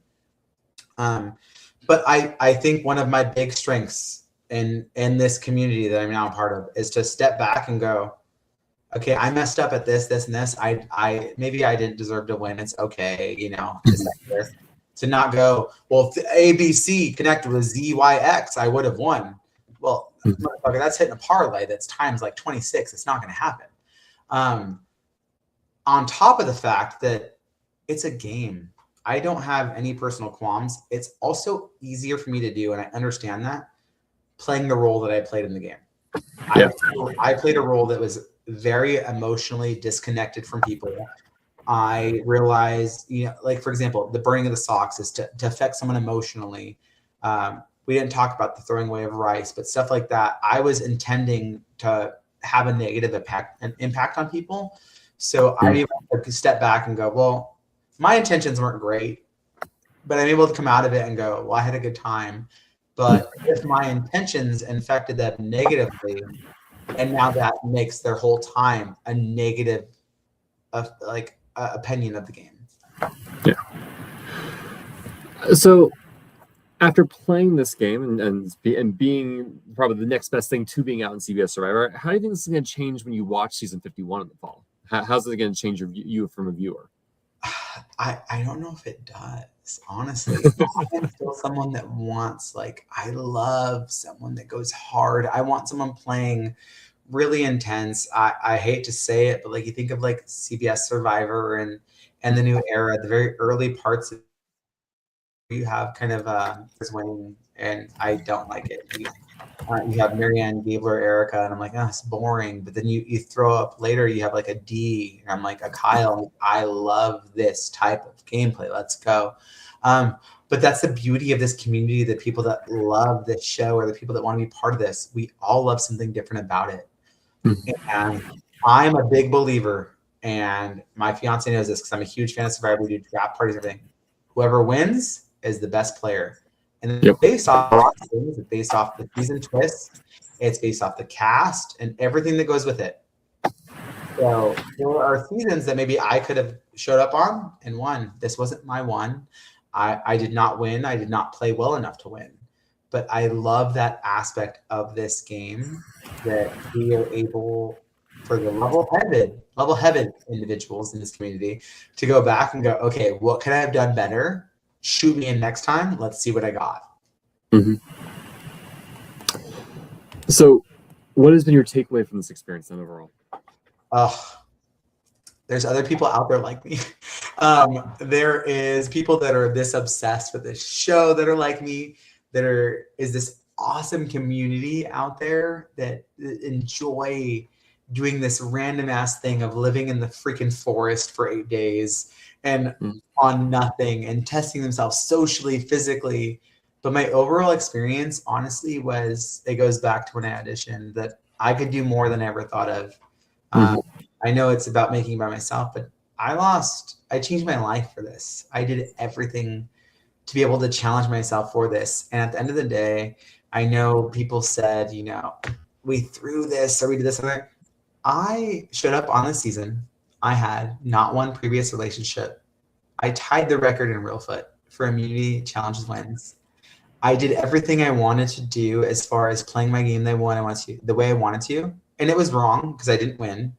But I loved every aspect of it. I'm like, oh my gosh. I can't say anything, oh my gosh, because if you're actually want out there and do this, you're going to do it. But like, oh my gosh, you want to do this? Do it. Join this group of people, because it is a lush group of individuals that love this show.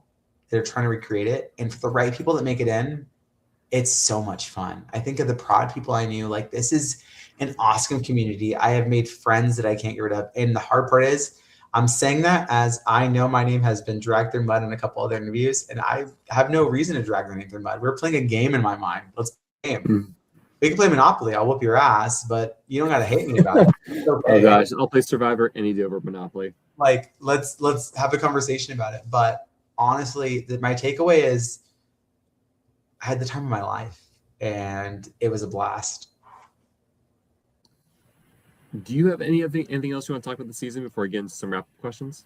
Yeah, one more thing about Rafa. So I watched Rafa's interview, and I want to double down on something he did, because you look at Rafa, really strong, buff, Hispanic male that I feel like you think of the machismo community, which is like the really alpha male Hispanic community. And I think what people don't see, and I judged Rafa because I chose him as my meat shield for these types of rings. What we don't see about Rafa is one of the most loving and caring individuals. Rafa is, he blew my mind, honestly, because I am obviously gay, but so caring. His brother is gay. His cousin is trans. Rafa is so supporting and loving. And when he talked about something that I think can be very taboo, which is how people view, a straight male that is can be perceived as domineering, and people kind of push them down or make them feel less than or any type of way. I think Rafa took a lot of that, and I banked on Rafa taking that, using him as a shield. He is not that. He is an awesome person. He is such a loving and caring person. And it's funny, a lot of people call me bitter. The only person I'm bitter toward is Rafa, because I was supposed to be his number one the entire time. I felt like a fucking sister wife on the fucking Secret Lives of Reelfoot, like a Mormon wife, because he was number one with 15 other people. But I do want to really let people know that's a great human being right there. And I think to find, I know it sounds stupid, but a straight white male or straight Hispanic male that is that supportive of the LGBTQIA plus community is something unique, and he should be celebrated for that, because that's not something that's normal in any way, shape, or form. Well, I look forward to launching the Sister Wives of Reelfoot in the future. That will be a great series. I have.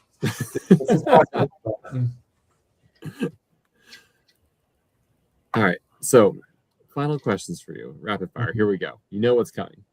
You can go back in time and give yourself one piece of advice for playing the season. What do you tell yourself? Fuck Yellow. Yellow don't like you, bud. It's not about trying to make, which is wild, because I walked in and I told you, I'm not going to align with men. Men are bad. Strong men are bad. Don't do that. Do not become the most loyal person, because that's not who I am. Like I said, I want to play villain. Why am I over here like being pro yellow pillow? But at the end of the day, you know what won? Yellow won. So you know what? I didn't get there, and I still wouldn't do it at the end, but yellow won. So congratulations, Sam, in that aspect. If a player from Redemption got to the final tribal council, would you ever consider voting for them?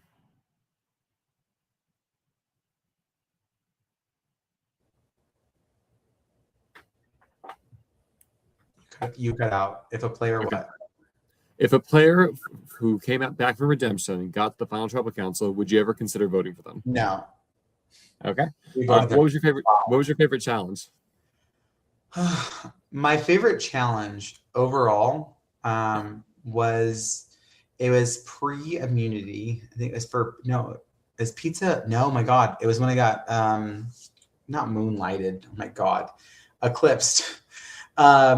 We were doing this challenge where Rafa had to shoot a ball into a hoop, and I had to swim and grab the ball. We had to lift this puzzle. I had pushed myself in that challenge to my own personal physical brink, where I got back. I had never breathed that deep in my chest. And we had won for pizza and beer. And I'm a drinker. So I got my pizza, and then I got eclipsed. And I didn't get my beer.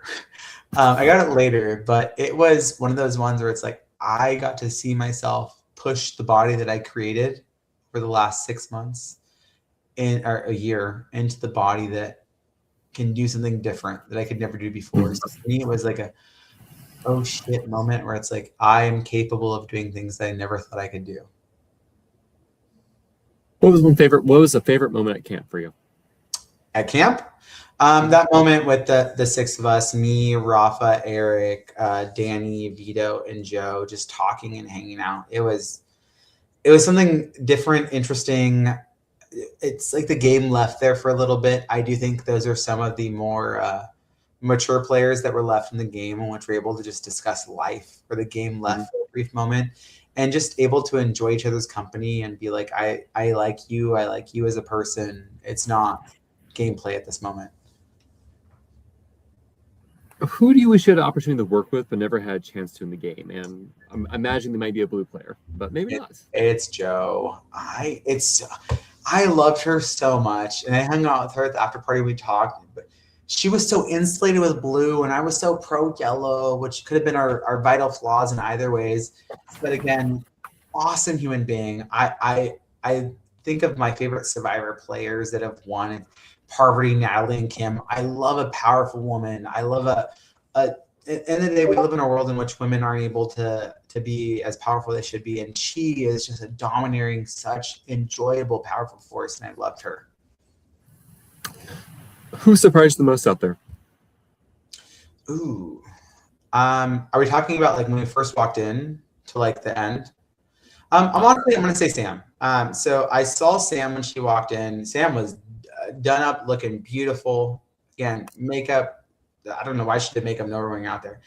And then meeting her, Sam is ready to be on naked and afraid, fucking killing snakes, hanging out, doing all this type of stuff. She caught me off guard 110%. I did not think that was the type of individual that you would get. If you want to, again, correlate it to Survivor, I thought she'd be like a Natalie from season 20 or season 19 that Russell took with her. Yeah. She was not that type of individual at all. She is rough, rugged, and ready to handle whatever throws at her. Finally, I don't know if it's frozen or there we go. We're back. Finally, if you could have one player from your season return to play on the returning season next year, if that's not you, who would you pick and why? We're talking. It's hard. So I'm gonna give you two. Sorry. Okay. One person that I think deserves a second chance. These are both personal answers. Is Larissa. Larissa did not get able to play her gameplay the way she wanted to play. Selfishly, Rafa, that's my boy. I want him back with me. Like, I love him. And I say that kind of thinking, we all know what Reelfoot 15 is. Every single person that's on prod or has played Reelfoot is very much so looking forward to Reelfoot 15.